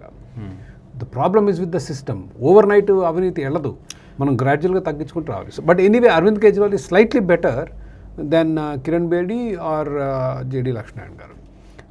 బట్ అట్లా అని వాళ్ళు I don't think Kiran Bedi is dishonest at all. Okay, but రాజకీయ పోరాటం అండి ఎంత చేస్తారు, లాట్ ఆఫ్ పీపుల్ అలసిపోతారు. It's a thankless job. ఇప్పుడు నేను వీడియోలు చేస్తాను, ఎంత కష్టపడతాం మేము. జాఫర్ 11 వరకు కూర్చుంటాడు, సురేంద్ర 12 వరకు కూర్చుంటాడు. మీరు ఏంటి ఇంత టైం పడుతుంది, లేట్ అవుతుందంటే పంపిస్తాం, పోస్ట్ చేస్తాం, అన్ని బూతులే వస్తుంటాయి. Okay, why should I do అనుకోవచ్చుగా. ఓకే, ఒకసారి విసుకొచ్చు ఎవరికైనా. It's thankless job. అందులో క్వశ్చన్ ఏంటంటే జేడీ గారు ప్రాక్టికల్ ప్రాబ్లం వల్ల మేబీ తన ఐడియాలజీ ముందుకు తీసుకుపోవడం కోసం ఏదో ఒక విధంగా జేపీ అన్నారు. జేడీ గారు జేడీ గారికి ఐడియాలజీ లేదు. మేబీ ప్రాక్టికల్ ప్రాబ్లం వల్ల జేడీ గారు మేబీ జనసేనతో I have no problem with him aligning with Janasena. Yeah, so I don't have any problem. But Kiran Bedi గారి నేను ఎందుకంటే ప్రాక్టికల్ గా కూడా ఆలోచించాలి కదా. ప్రాక్టికల్ గా మడిగట్టుకొని కూర్చుంటే as I said you are your party. So practical problems వల్ల తను ప్రొసీడ్ అయ్యి ఉండొచ్చు. కానీ కిరణ్ బేడీ గారి దాంట్లో చూసుకుంటే తన దగ్గర ప్రాక్టికల్ ప్రాబ్లమ్స్ ఉన్నట్టు నాకు అనిపించింది. Probably is tired. Okay okay, I don't know, నాకు తెలీదు what is. But I for a moment I will not believe that she is dishonest. But her ideas are terrible. Okay, I mean scary. తనకు రాజకీయ అనుభవం లేదు, విధానపరమైన అంశాల మీద అవగాహన లేదు. అసలు తను మాట్లాడుతుంటే ఏం మాట్లాడుతుందో నాకు అర్థం కాదు. అంత భయంకరం. Okay, so I mean I felt she is unfit for politics. Okay, and ఆవిడ లేరు, రాజకీయాలు వదిలేస్తే దానివల్ల నా వ్యక్తిగత అభిప్రాయం there is no loss to the country. నాకే ఆవిడంటే డిస్లైక్ ఏం లేదు. I mean she's a hero కదా, she seen as a hero. But రాజకీయాల్లో I think she doesn't belong. Okay, మీరు చాలా వీడియోస్ పోస్ట్ చేస్తుంటారు, వాటి కామెంట్స్ చదువుతుంటారా రెగ్యులర్గా? వీడియో పోస్ట్ చేసిన బిగినింగ్లో కామెంట్స్ వస్తాయి కాబట్టి I try to. After well it becomes difficult to catch up. దాంట్లో వచ్చే రిపీటెడ్ క్వశ్చన్ ఒకటి ఏంటంటే, మీకు ఓపెన్గా టీడీపీకి సానుభూతి పడని మీరే చెప్పారు. గత ఎలక్షన్ 2024 ఎలక్షన్స్ వరకు కూడా మీరు టీడీపీకి సపోర్ట్గా చాలా కష్టపడి ఈవెన్ ఫండ్స్ కూడా కల్చరల్ హెల్ప్ లాంటివి చేశారని చెప్పారు. ఇక్కడ ఆర్గ్యుమెంట్ ఏంటంటే, మీరు ఇంత చేసిన వారు టీడీపీకి సపోర్ట్గా ఇదంతా చేస్తున్నారా, లేకపోతే టీడీపీలో పదవి రాక ఇలా చేస్తున్నారా? ఆర్ థర్డ్ క్వశ్చన్ ఏంటంటే, దీంట్లో ఇంత టీడీపీలో ఉన్నవారు అన్బయాస్డ్గా వ్యూస్ ఎలా ఇవ్వగలుగుతారు? వైఎస్ఆర్సీపీకి అగెనిస్ట్గానే వస్తుంటాయి కదా, మీరు బయాస్డ్గా ఉండుండొచ్చు కదా. ఎక్కువగా వైఎస్ఆర్సీపీ సానుభూతి ఫాలోవర్స్ నుంచి ఈ థర్డ్ క్వశ్చన్ అనేది వస్తుంది. తను టీడీపీ మేబీ క్యాస్ట్ కూడా ఇంపోజ్ చేస్తున్నారు. Let's not discuss about caste all this. You should always discuss when it's such a important part of the we're consumed. మన సమాజం మొత్తం కులంలో మునిగి తేలుతున్నప్పుడు మనం మళ్ళీ నామోషి పైనుంచి మళ్ళీ నామోషి కాదు, everybody is immersed in caste. ఏమండి, మతం పక్కన పెడదాం. ఇప్పుడు అన్ని మతాల్లో కులాలు ఉన్నాయి. By the way, I mean Jafar is here, he knows షియాలు, సున్నీలు, అహ్మదీయులు, and Christianity also has lot of caste. I mean Catholics, Protestants, Baptist, everybody has. And I don't know why we are so ashamed. ఒకటేమో నిండా మునిగిపోయి ఉంటాం వీటిలో, మాట్లాడటానికి మాత్రం నామోషి. మాట్లాడడానికి నామోషిని కాదు. నా పాయింట్ ఆఫ్ వ్యూ ఏంటంటే, మీ క్యాస్ట్ ఏంటి అని అడగాలంటే నాకు కంఫర్ట్ అనిపించలేదు. బట్ ఎనీవే, మీరు అయినా కంఫర్టబుల్ కాబట్టి let's discuss that also. So మీరు పరిగెత్తన అవసరం లేదు. సో కమ్యూనిటీ పర్స్పెక్టివ్లో చూసుకున్నా కూడా మీరు ఒక కమ్యూనిటీకి చెందిన వారు అని అన్నారు. నాకు తెలియదు. బట్ వీటన్నిటి వల్ల చూస్తే మీరు బయాస్గా వ్యూస్ ఉండొచ్చు, మేబీ టీడీపీకి సపోర్ట్గా ఉండొచ్చు, వైఎస్ఆర్సీపీకి ఆపోజిట్గా ఉండొచ్చు. మీ వీడియోస్ కూడా వైఎస్ఆర్సీపీకి ఎక్కువగా అగెనెస్ట్గా, ఏదో స్లైట్గా బ్యాలెన్స్ చేయడానికి టీడీపీ వ్యతిరేకంగా వస్తుంది. అలాంటి క్వశ్చన్స్ ఎక్కువగా కామెంట్లో, మోస్ట్ ఆఫ్ ద వీడియోస్లో ఈ కామెంట్స్ అనే ఉన్నాయి. సో వాటికి మీ సమాధానం? ఇది నా క్వశ్చన్ కాదు, కామెంట్స్ ద్వారా వచ్చిన question. Okay, first of all చాలామంది అంటారు నువ్వేం analyst. When did I say I'm an analyst? Okay, I'm just a man on the street. నాకు అసలు జర్నలిజంలో క్వాలిఫికేషన్ లేవు, విద్యాపరంగా ఎటువంటి క్వాలిఫికేషన్స్ లేవు to talk about any subject. మీరు అడుగుతున్నారు కానీ నేను చెప్తున్నాను. అవును, I worked in technology. Then I worked in management. I got a degree in finance and business management. Management కన్సల్టెంట్గా అమెరికన్ కంపెనీలో పనిచేశాను జీవితాంతం. నాకు తోచింది చెప్తున్నాను, మీరు వింటే మీ ప్రాబ్లం. నా ప్రాబ్లం ఎట్లా అవుతుంది? ఆ టీవీ స్టూడియోకి వెళ్తాను, అనలిస్ట్ అని చెప్తాడు. నేను చెప్పలేదు అనలిస్ట్ అని, అది వాళ్ళు అనుకుంటున్నారు. So don't call me an analyst. Okay, I never said I'm unbiased either. I'm only telling you my opinion. Okay, అభిప్రాయాలు నేనేం వార్తలు చెప్పట్లేదు. సాయంత్రం పూట ఈటీవీ 8గా 9గా ఎప్పుడు వచ్చింది 9 వార్తలు. This is not 9 PM ETV వార్తలు. ఓకే, నాకు తోచింది చెప్తున్నా. మీకు నచ్చితే వినండి, నచ్చకపోతే విమర్శించండి, కష్టమైతే మానేయండి. అండ్ దెన్ మేధావి అంటారు, తొక్కల మేధావి. What is that? ఏమన్నా డిగ్రీ ఉందా మేధావి? ఓకే, నేను ఎప్పుడు అంతే. నాకు మా ప్రొఫెసర్ బొంటెంపో నేర్పించేవాడు, లీడర్షిప్ ప్రొఫెసర్. నిన్నోడన్న ప్రపంచంలో మేధావి కింద పరిగణిస్తే నీ జీవితం అయిపోయింది. వాడిని తీసిపోయి మూలకు కూర్చోబెడతారు. వాడి మీద అంటాడు, వాడు నిన్ను పట్టించుకోడు. You should actually be along with people. Okay, ప్రజలకు దగ్గరగా ఉంటే కార్పొరేషన్లో కూడా see your success in corporate world ఒక స్టేజ్ తర్వాత ప్రోగ్రామర్ అంటే మీరు పని చేస్తారు, మీ పనిని బట్టి ఉంటుంది. దాని తర్వాత development is about how you get along with the people. Correct. So మేధావి నేను అనలేదు ఎప్పుడు, నేను మేధావి, I don't feel I'm a మేధావి, ఐఎమ్ నాట్. ఇక అన్బయాస్డ్ అన్నారు. Look, YCP are TDP, I have openly said 100 సార్లు 1000 సార్లు that I believe Jaganmohan Reddy గారి పాలన రాక్షస పాలన during YCP. That is my opinion. Vivekananda Reddy గారి హత్య దగ్గర నుంచి మొదలు పెట్టుకొని జరిగిన రకరకాల అరాచకాలు, 1,00,000 ఎకరాల భూమి వైఎస్ఆర్ గారు ముఖ్యమంత్రిగా ఉన్నప్పుడు నేను చెప్పలేదు, CAG controller and auditor general of India sir 1,00,000 ఎకరాలు భూపందరం చేశారు. అంతకుముందు భారతదేశం మారిపోయింది, ఇట్లాంటి అవినీతి ఉండదు అనుకున్నారు. Now today deeply into corruption. అదేవిధంగా జగన్మోహన్ రెడ్డి గారు అధికారంలోకి వచ్చిన తర్వాత సడన్లీ మద్యం 10,000 కోట్ల రూపాయల మద్యం అమ్ముద్ది ప్రభుత్వం. 25,000 కోట్లు అనుకుంటా, 25,000 30,000 కోట్లు సంవత్సరానికి. They've completely taken away digital payments. అంటే యూపీఐ కానీ కార్డ్స్ కానీ ఏం లేవు, క్యాషే. ఏంటి దాని అర్థం? అంటే అంత ఎర్రోళ్ళమా జనాలు? What I'm saying is, no TDP తీసుకోదా అంటే I'm just saying TDP also. నేను టీడీపీకి వ్యతిరేకంగా కూడా ఇప్పుడు ఫైట్ చేస్తున్నాను కదా, ఇప్పుడు చేస్తున్నారు. వాట్ మై బిలీఫ్, మీకు నచ్చితే నచ్చింది, నచ్చకపోతే నచ్చలేదు, అది మీ opinion. I'm just saying YCP is a bigger evil than TDP. That is all I'm saying. దీంట్లో నేను ఎక్కడ దాచిపెట్టింది లేదు, దాపరికం లేదు.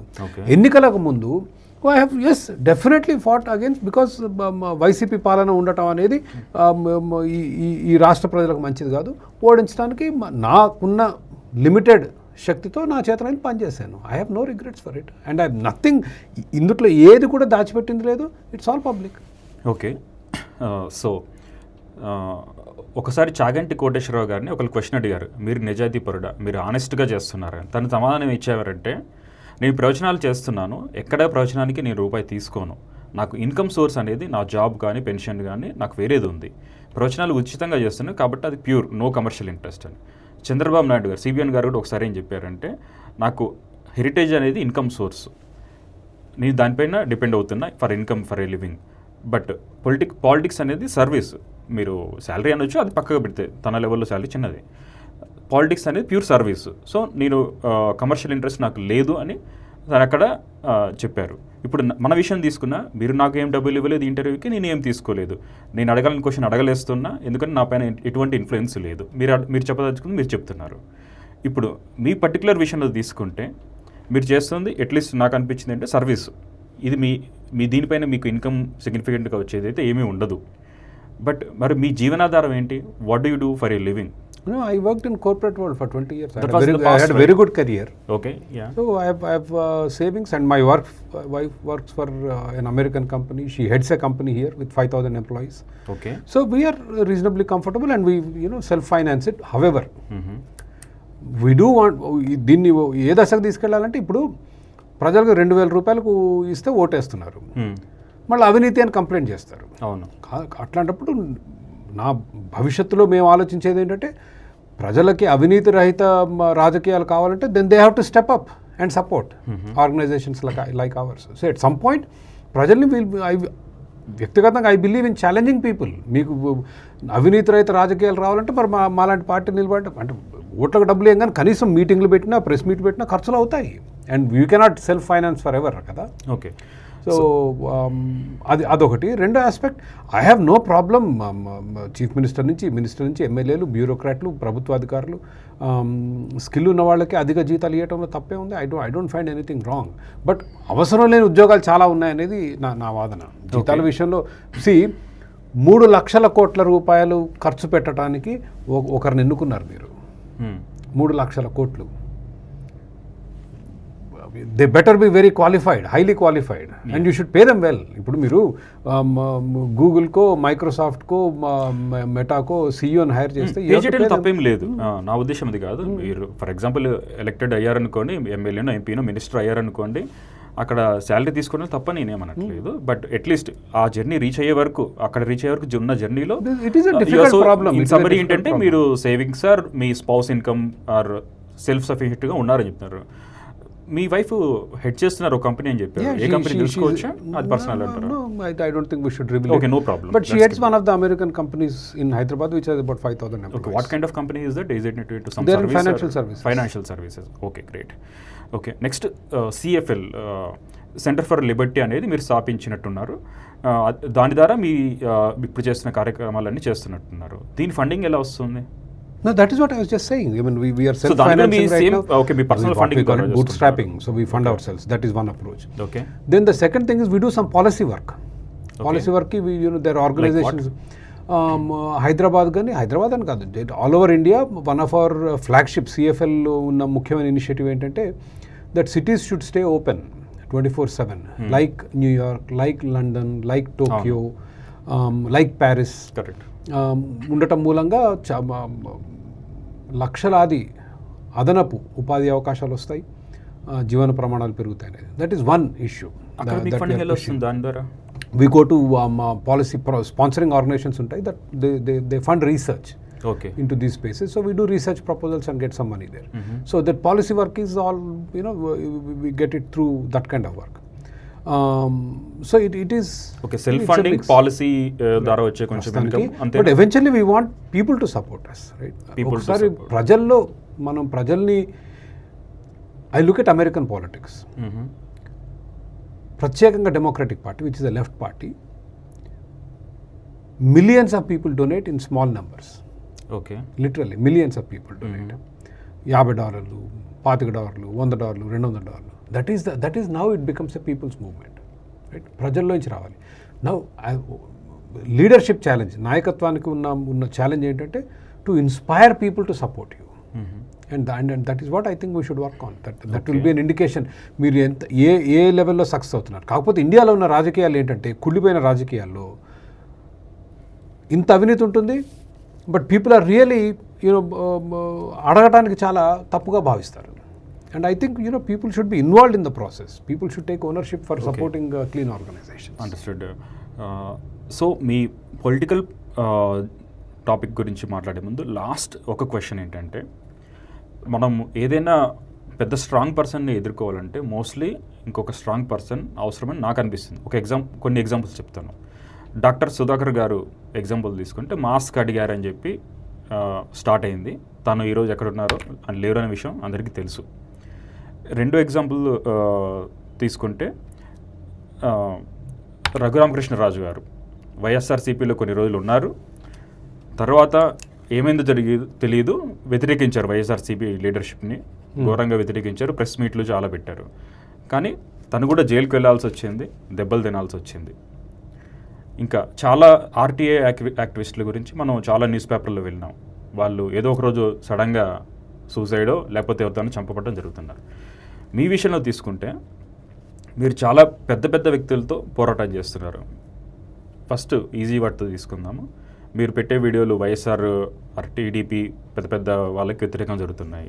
అదానీ గారికి వ్యతిరేకంగా కూడా మీరు పోలీస్ స్టేషన్లో కంప్లైంట్ చేయడానికి వెళ్ళినట్టున్నారు. చాలాసార్లు ఇచ్చారు. అదానీ, వైఎస్ఆర్, ఈవెన్ సిబిఎన్ ఇలాంటి పెద్ద పెద్ద వాళ్ళతో రేవంత్ రెడ్డి గారి మీద కూడా చేశారు. రేవంత్ రెడ్డి గారి మీద జరుగుతున్నాయి. సో మీరు ఇంకొక మోడీ గారి మీద భయంకరంగా చేశారు. మోడీ గారి ఎన్ని వేల బూతులు వచ్చాయో. యా. సో అదానీ, ఇంకొకటి షిరిడి సాయి మీద కూడా చేశారు. సో చాలా పెద్ద వ్యక్తితో గట్టిగా డీల్ చేశారు. మీ ప్లేస్లో వేరే ఒక సాధారణ వ్యక్తి ఉన్నట్టయితే వాళ్ళని క్లోజ్ చేయడం ఎంతో సమయం పట్టదు. మీరే అన్నారు, ఒక ప్రభుత్వం తలుచుకుంటే ఎవరినైనా క్లోజ్ చేయొచ్చు, ఎంత చాలా సింపుల్ అని. బట్ మీ విషయంలో అట్లీస్ట్ జరగదనుకున్నా ఇప్పటివరకు కూడా అలా జరగలేదు. మీ వెనుక అంత పెద్ద శక్తి శక్తి లేదు, పాడలేదు, ప్రాణం మీద తెలియలేదు, అంతే. That's all, there is nothing. I don't give a damn for my life. మీరు ఓకే రెడీగా ఉన్నారు చూద్దాం ఏదైతే అన్నట్టుగా. కానీ బట్ అవతల వ్యక్తి ఇంత ఉండగా షిరిడి సాయి థ్రెట్ వచ్చి ఉండాలి, ఇప్పటికల్లా మీకు రాలేదా? నెవర్. ఇంత పెద్ద వీడియోలు ప్రెస్ మీట్ పెట్టినా కూడా షిరిడి సాయిని ఇచ్చి I can make up stories and tell you that lot is happening. No, surprising, right? Why do you think? Telangana మూవ్మెంట్లో at the peak of its movement Tank Bund మీద విగ్రహాలు కూలగొట్టడం అన్ని చేసినప్పుడు కూడా nobody ever threatened me. Barring ఒక్క ఇన్సిడెంట్ ఏంటంటే, మా గ్రామంలో మా నాయనమ్మ ఉన్నప్పుడు మా ఇంటి మీద కొంచెం 5-10 మంది వెళ్ళారు. ఊళ్ళో కొంత గొడవ చేశారు, విలేజ్ కాబట్టి. And I been arrested multiple times. ఒక బుక్ రిలీజ్ చేసినప్పుడు ఐ వాజ్ అసాల్టెడ్ ఫిజికల్లీ, భౌతికంగా దాడి చేశారు నా మీద. పుస్తకాలు రిలీజ్ చేసినప్పుడు తగలబెట్టారు, బట్ నెవర్ లైఫ్ థ్రెటనింగ్ ఎప్పుడు. No, it was never that way. Adani garu కేసులో చూసుకుందాము, ఇంటర్నేషనల్లో హిండెన్బర్గ్ అనే ఒక రీసెర్చ్ ఇన్స్టిట్యూట్ అనేది ఒక ఆర్గనైజేషన్ అనుకుందాము. వాళ్ళు అదాని గారు స్టాక్ మ్యానిపులేషన్ చేస్తున్నారని ఎక్స్పోజ్ చేస్తే కొన్ని జరిగాయి. మన సెబీ వాళ్ళు లేదు, ఏం జరగట్లేదు, అంతా బాగానే ఉందని చెప్పారు. బట్ కొన్ని రోజుల తర్వాత తెలిసింది ఏంటంటే హిండెన్బర్గ్ క్లోజ్ అయింది. అది కోయిన్సిడెన్స్, అదాని గారిది ఎక్స్పోజ్ చేశాకే కోయిన్సిడెన్స్తో క్లోజ్ అయిపోయిందా, లేకపోతే అదాని గారికి ఇంటర్నేషనల్లో కూడా అంత ఇన్ఫ్లుయెన్స్ ఉంటే ఒక ఆర్గనైజేషన్ క్లోజ్ చేసే అంత కేపబిలిటీ తెలియదు. బట్ నా టాపిక్ క్వశ్చన్ అది కాదు. ఏంటంటే మీరు ఎదుర్కొన్న వ్యక్తులు ఇంత పవర్ఫుల్, పొటెన్షియల్ కేపబిలిటీ. సో మీ ప్రాణం మీద తీపి వదిలేస్తే ఇంకేముంది?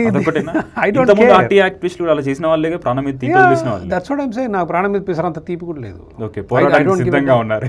No, I don't look at it that way. I said I do it as a duty. I don't give a damn. Okay, I really don't give a damn. Okay, this is how I have always been. I don't care. Okay, so next me political party. I'll tell you, I'll give you an example. మీరు ఇంటర్వ్యూకి ముందు ఒక ఆయన వచ్చారు. చెప్పండి. ఆయన అమెరికాలో 10 సంవత్సరాలు పనిచేసి, and he's electronics engineer, I think electronics ఏదో చెప్పారు ఆయన. అండ్ హీ ఫిగర్డ్ అవుట్, ఇప్పుడు అమెరికన్ డిఫెన్స్ సిస్టమ్స్ ఉంటాయి కదా, వాళ్ళు లాట్ ఆఫ్ ఎక్విప్మెంట్ ఆప్షన్ చేస్తారు. కొన్ని వాడినవి, కొన్ని వాడనివి, ఖరీదైనవి. $100ది $2, $5 ఆప్షన్లో కొన్నాడు ఆయన. అండ్ ఇక్కడ SEZలో ఈ అప్లైడ్ అండ్ ఈ got a allocation of land. ఇక్కడ ఈ wanted to start A semi conductor unit. ఒక 7-8 కోట్ల రూపాయల వస్తువులు ఆప్షన్లో కొన్నాడు. అవి ఇక్కడికి వచ్చాయి సనత్ నగర్. ఎప్పుడు వచ్చాయి? 8 ఏళ్ల క్రితం. ఇప్పుడు 7-8 crores. And to this day they are stuck in Sanath Nagar. Okay, ఆయన వచ్చాడు స్టోరీ చెప్పడానికి. చెప్తే ఇట్స్ వెరీ ఫ్యాసినేటింగ్ కదా, అంటే అద్భుతమైన స్టోరీ. మరి షుడ్ వి డూ ఇంటర్వ్యూ అంటే, ఓ తప్పకుండా sir, we should expose it. ఇది విన్ ట్రాక్ లాగా మనది కూడా ఎక్స్పోజ్ కావాలి, కానీ నా కంపెనీ పేరు చెప్పొద్దు, నన్ను చూపియొద్దు అంటాడు. ఓకే, అవును. నేను ఇంకా స్టోరీ ఏముంది, మీరు కనిపించక మీ కంపెనీ కాదు, నేను స్టోరీ ఎందుకు చేస్తాను? So that's what I'm saying. ఎంతో కొంత తెగింపు లేకపోతే మరి మార్పు ఎక్కడి నుంచి వస్తుంది? మహాత్మా గాంధీ 3 సార్లు ట్రై చేశాడు గాడ్సే అసాసినేట్ చేయడానికి. It is the third time he succeeded. ఒకసారి పొడవటానికి ట్రై చేశాడు, ఒకసారి బాంబు వేసాడు. So but he never cared. Okay, he never cared. I mean, and he didn't ask police protection ఇస్తాంటే వద్దన్నాడు. Okay, okay, understood. We don't have to go that far. But what I'm saying is, in my case, nothing has ever happened. I don't care. Understood. వింట్రాక్ example మీరు తీసుకొచ్చారు కదా. So వింట్రాక్ ఒక ఎక్స్లో వాళ్ళ జరుగుతున్న కస్టమ్స్ డిపార్ట్మెంట్, తమిళనాడు కస్టమ్స్లో జరుగుతున్న దాని గురించి కొన్ని ట్విట్టర్లో, ఎక్స్లో రాశారు. దానికి వచ్చిన కామెంట్స్లో ప్రధానంగా చాలామంది పెట్టిన ఏంటంటే, మేము యూఎస్ నుంచి ఇండియాకి షిఫ్ట్ అయిపోయి వచ్చాము, వస్తున్నప్పుడు మా ఫర్నిచర్ అట్లాంటివన్నీ ఒక కంటైనర్లో షిప్ ద్వారా తెచ్చుకుంటుంటే కస్టమ్స్ వాళ్ళు ఆపి డబ్బులు ఇస్తేనే రిలీజ్ చేస్తాను, లేదా అన్నిటికీ రిసిప్ట్ చూపించండి, ఎప్పుడెప్పుడో కొన్నా అని చెప్పారు. మీ విషయంలో కూడా అలా జరిగిందా? ఇండియా వచ్చినప్పుడు మేము కంటైనర్ తెచ్చాము, డబ్బులు ఇవ్వాల్సి వచ్చింది. But it was not okay. Then I had a friend in police department who made a call, and ఇట్లా తెలిసిన వాళ్ళు వస్తున్నారు, కాస్త జాగ్రత్తగా చూసుకోండి అని చెప్పారు. So that helped, obviously that helped. But still we had to pay some money. Okay, మరి తప్పదుగా. ఓకే, సో మీకు ఇన్ఫ్లుయెన్స్ ఉంది, చేశారు, ఎంతో కొంత యూజ్ చేసుకున్నారు, స్నేహితులు ఉంటే ఫోన్ చేయాలి. సో సాఫ్ట్వేర్గా అయిపోయింది మీకు. బట్ మన సాధారణ నాలాంటి వ్యక్తుల గురించి చూసుకుందాము. పాస్పోర్ట్కి అప్లై చేస్తే పోలీస్ వెరిఫికేషన్కి ఇప్పటికి కూడా అట్లీస్ట్ 500 అనేది ఓపెన్ సీక్రెట్. అలాంటి చిన్న వాటిని తప్పించుకోవాలంటే మాలాంటి వాళ్ళు ఏం చేయగలరు? మీలాంటి again core of my ideology కదా, నా ఐడియాలజీ అదే కదా. సో ప్రభుత్వ భూమిక తగ్గించాలి, ప్రభుత్వం చేతిలో ఈ అధికారాలు పెడితే వసూళ్లకు తెగబడతారు.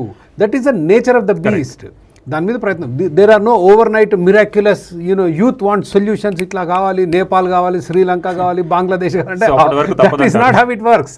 It doesn't work like that. ఆ విప్లవాలు వస్తాయి, దేశాలు బాగుపడ అట్లే వస్తాయి ఆ దేశాలు. ఓకే, మన ఆలోచన విధానంలో మార్పు రావాలి. ఓకే. నేనేం మీకు there is no silver bullet మీకు ఇప్పుడు ఇట్లా సమాధానాలు చెప్పాలంటే we cannot. Okay. But let us think through solution. But సమస్యను మీరు అర్థం చేసుకోవాలి. సమస్య ఏంటంటే ప్రభుత్వం అంటే తుపాకీ బలం, ప్రభుత్వం అంటే గుత్తాధిపత్యం, మొనాపలి, ప్రభుత్వానికి పోటీ ఉండదు, నో చెక్స్ అండ్ బ్యాలెన్స్. ప్రభుత్వాధికారి ఇప్పుడు కస్టమ్స్లో 8 ఏళ్ళ నుంచి ఆపాడు, ఎవరైనా మీకు పీకలేకపోతున్నారు. రైట్? పాస్పోర్ట్ వస్తాడు వాడు ఇవ్వని అంటాడు. నేను ఒకసారి మొన్న పాస్పోర్ట్కి వెళ్ళాను, ఏదో పేరు తప్పు ఉందంటాడు, ఇది అంటాడు, అదంటాడు, విసిగిచ్చి సాగొట్టేశారు. So when they have that kind of power, ఆ పవర్ని ఎట్లా మనం తగ్గించవచ్చు అనేది మన ఈజ్ సొల్యూషన్స్.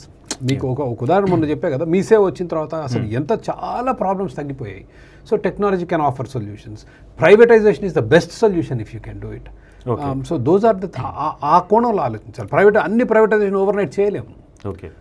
క్రమక్రమంగా చేసుకుంటూ వెళ్తే మీకు కొంత ఉపశమనం దేశానికి అభివృద్ధికి ఉపయోగపడుతుంది. ఓకే. సో ఈ ఇంటర్వ్యూలో మోస్ట్ ఇంపార్టెంట్ టాపిక్ ఇప్పుడు డిస్కస్ చేద్దాము. మీ పొలిటికల్ ఎంట్రీ గురించి. ఫస్ట్ మీ ప్లాన్ ఏంటి, ఎప్పుడు రాబోతున్నారు, ఎలా రాబోతున్నారా అసలు? దానికి అంత పెద్ద గ్రాండ్ ప్లాను ఇదేమి మీ పవన్ కళ్యాణ్ జనసేన కాదు. ఆయన పోగానే ఆయన ఫ్యాన్స్ అందరూ వచ్చి ఎగబడుతుంటారు. We are small people but we believe in principle ఒక బాధ్యతగా సమాజాన్ని, భారతదేశాన్ని, తెలుగు రాష్ట్రాన్ని అభివృద్ధి చేయడానికి సరైన భావజాలం ఉందని నమ్ముతున్నాం కాబట్టి దీన్ని ప్రజల్లో తీసుకెళ్ళటం మన బాధ్యత. The way I always say is, హోటల్లో మెన్యూ వెళ్తే రకరకాల ఐటమ్స్ ఉంటాయి. ఆ ఐటమ్స్లో ఇది కూడా ఒక ఐటమ్ ఉండాలి ప్రజలకి. ఏంటి ఆ item? Honest politics, politics of development, politics of small government. ప్రభుత్వ ఉద్యోగులు చాలా తక్కువగా, ప్రభుత్వ బడ్జెట్ తక్కువగా, పన్నులు తక్కువగా, దేశాన్ని అభివృద్ధి చేసే దిశగా, ఉపాధి అవకాశాలు సృష్టించే దిశగా, ఓటుకు 2000 ఇవ్వకుండా, ఉచితాలు తగ్గిస్తూ, మరీ అత్యవసరం పెన్షన్ లాంటి ఉచితాలు తప్ప వేరే వాటిని బాగా తగ్గిస్తూ దేశ అభివృద్ధికి పాటుపడే పార్టీ ఒకటి ఉండాలి, మెన్యూలో ఉండాలి. That is our duty. So అది ఎప్పుడు అనుకుంటున్నారు మీరు? వచ్చే సంవత్సరం మీరు అంటున్నా. సో నా ఉద్దేశం మీరు ఒక్కరనే కాదు, మీతో పాటు కొంతమంది వస్తేనే ఒక పార్టీ వస్తుంది కదా. So at least at the moment మీతో పాటు ఇంకెవరున్నారు? We have a group of people, but ప్రధానంగా నేను ఏబి వెంకటేశ్వరరావు గారు. We been partners for long time. AB Venkateswararao గారు ఆల్రెడీ పాలిటిక్స్లో ఎంటర్ అయినట్టుగా ఒక మెసేజ్ ఉంది already. Same thing, it's the same journey. Okay. We been together because we share the same ideology. మీరిద్దరు పరిచయం ఎప్పుడు స్టార్ట్ అయింది? నేను అమెరికాలో ఉన్నప్పుడు తెలంగాణ ఉద్యమం పుస్తకం రిలీజ్ చేసిన తర్వాత, మై తెలుగు రూట్స్ పుస్తకం, నా రాత శైలి చూసి మీరు లిబర్టేరియన్ అని ఒక ఈమెయిల్ పంపించారు. ఓకే. నేను యూఎస్లో ఉన్నప్పుడు అవును అని పంపిస్తే, because we shared the same ideology. Okay. So నాది అదే భావజాలం అంటే అట్లా స్నేహితమయ్యాం. ఓకే. మీరిద్దరు కలిసి ఏమైనా వర్క్ చేస్తుంటారు? ఒకటి తెలిసింది ఏంటంటే రీసెంట్గా విజయవాడలో ప్రెస్ మీట్ పెట్టి ఎలక్ట్రిసిటీ గురించి మాట్లాడినప్పుడు మీరిద్దరు కలిసి వర్క్ చేస్తున్నట్టు నాకు తెలిసింది. బట్ ఇంకా మీరు ఏమైనా కలిసి ఏమైనా చేశారు ఇప్పటి వరకు? No, we are partners. So everything you do together. కాకపోతే ప్రజలకి, సమాజానికి తెలియదు. ఓకే. జనరల్లీ నేను ఇద్దరం మాట్లాడాలని చెప్పానంటే we should divide and conquer. ఇద్దరం ఒకటి ఎందుకు చేయడం, మీకు తోచింది మీరు చేయండి, ఇది చేద్దాం, and eventually will all. Okay. So మీ ఎక్స్పర్టైజ్ ఏంటి, తన ఎక్స్పర్టైజ్ ఏంటి? He loves people. ఓకే. ప్రజలతో కలవటం, ప్రజలతో మాట్లాడటం, social relationships. So they come naturally to him. Okay. నేను I like to do the work, ideological work, రాయటం, వీడియోస్ చేయటం, ఇట్లాంటివి నాకు ఎక్కువ ఆసక్తి. I'm less social than him. So మీ వీడియోస్ ఉద్దేశం అవేర్నెస్ క్రియేట్ చేయటమేనా? ప్రజల్లో మార్పు తీసుకురావాలి, and it should lead to the political process eventually. Okay. So మీరు ఇందాక చెప్పింది ఏంటంటే అల్టిమేట్గా ప్రజల దగ్గర నుంచి ఫండింగ్ వస్తే బాగుంటుంది, ప్రస్తుతం మీరు బూట్స్ట్రాప్ చేస్తున్నారు అని చెప్పారు. బట్ నా క్వశ్చన్ ఏంటంటే, మీరు ఇప్పుడు రానప్పుడు we're failure, people don't want it. I look at it as it is a product. Okay, ఇది నా ప్రోడక్ట్. ప్రజలు దాన్ని సమర్థించి సపోర్ట్ చేస్తే then it shows that the product is selling. ప్రజలు దాన్ని సపోర్ట్ చేయకపోతే product is weak. So we should accept. Okay.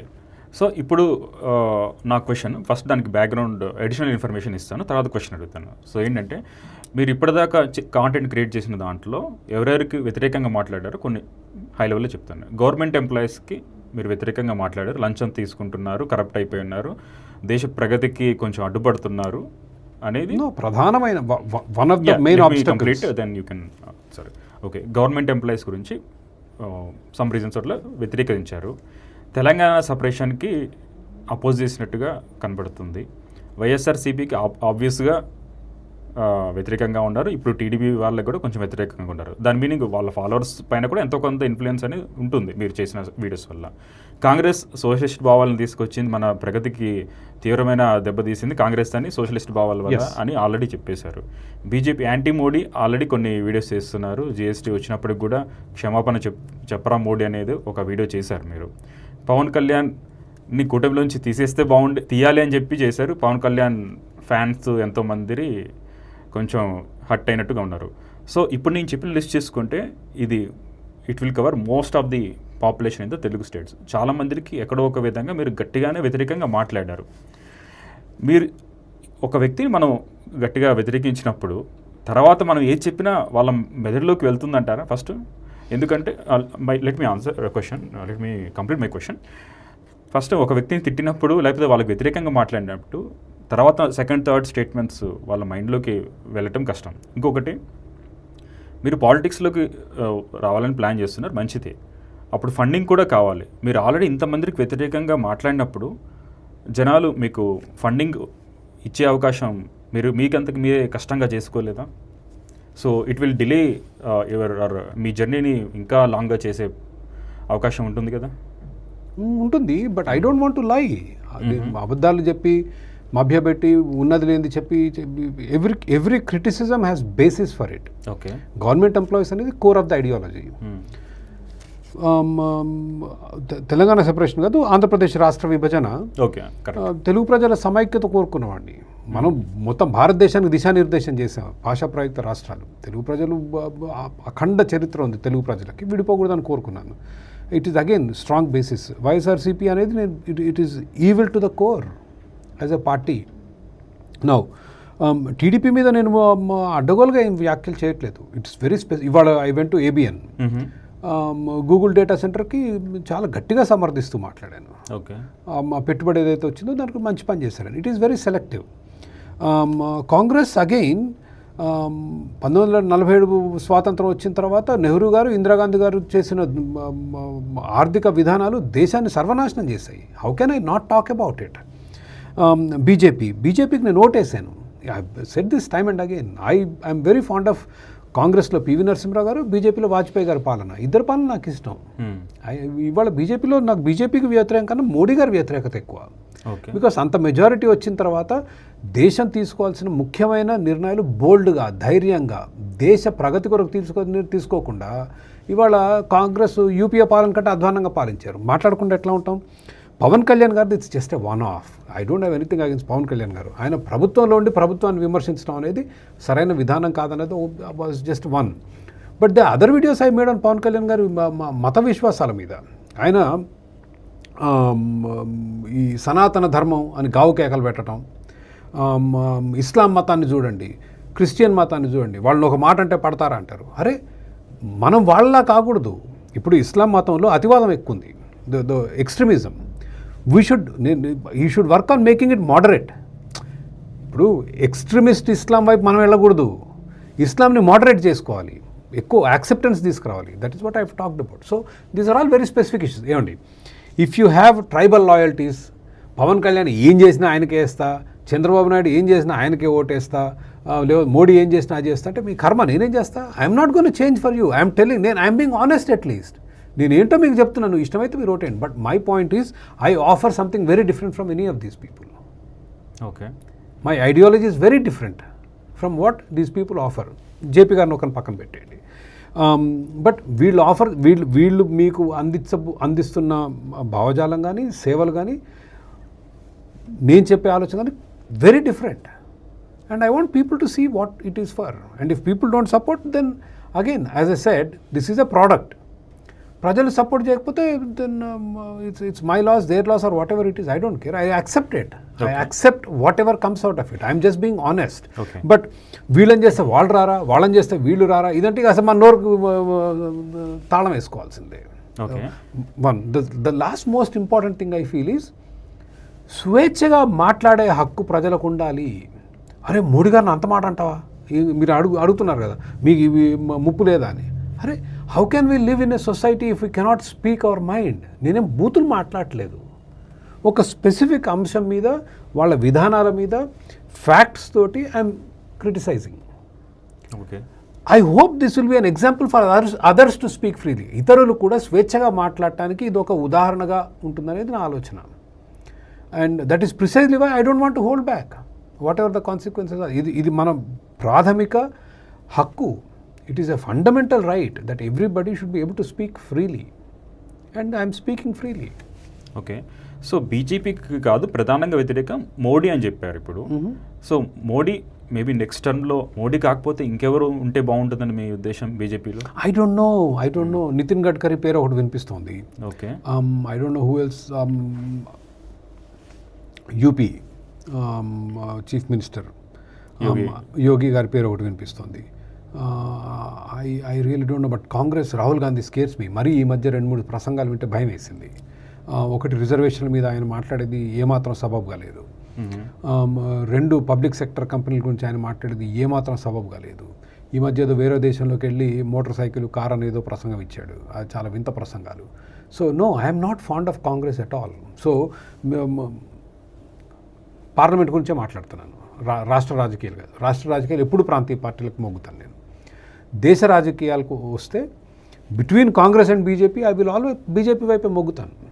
But కొంచెం మోడరేషన్, ఈ మతతత్వం తగ్గాలి కొంత. అంత ఎక్స్ట్రీమ్ భారతదేశానికి ఫిట్ అవ్వదు. ఎందుకంటే అన్ని మతాలు, అన్ని కులాలు, అన్ని వర్గాలు, రకరకాల మనుషులు ఉన్నారు కాబట్టి. And we need a right leadership, bold leadership. ఎవరు అనేది నాకు తెలియదు. But okay, I'll give you an example. If Nitin Gadkari and Rahul Gandhi are the candidates, వీళ్ళిద్దరు Nitin Gadkari, I will vote for BJP for parliament. Okay, Nitin Yogi I don't know. Okay, ఆ ఎన్కౌంటర్లు భయపెడుతున్నాయి నన్ను. యూపీలో ఎంతమంది చంపేశారు అసలు ఇప్పుడు లెక్కలేదు. ఓకే ఓకే సో ఇంకొకటి ఏంటంటే జేపీ గారు లాస్ట్ పోటీ చేసినప్పుడు కొంతమంది చెప్పింది ఏంటంటే టీడీపీ ఓటు స్ప్లిట్ అయింది, సో దానివల్ల టీడీపీ గెలవలేకపోయింది అన్నారు.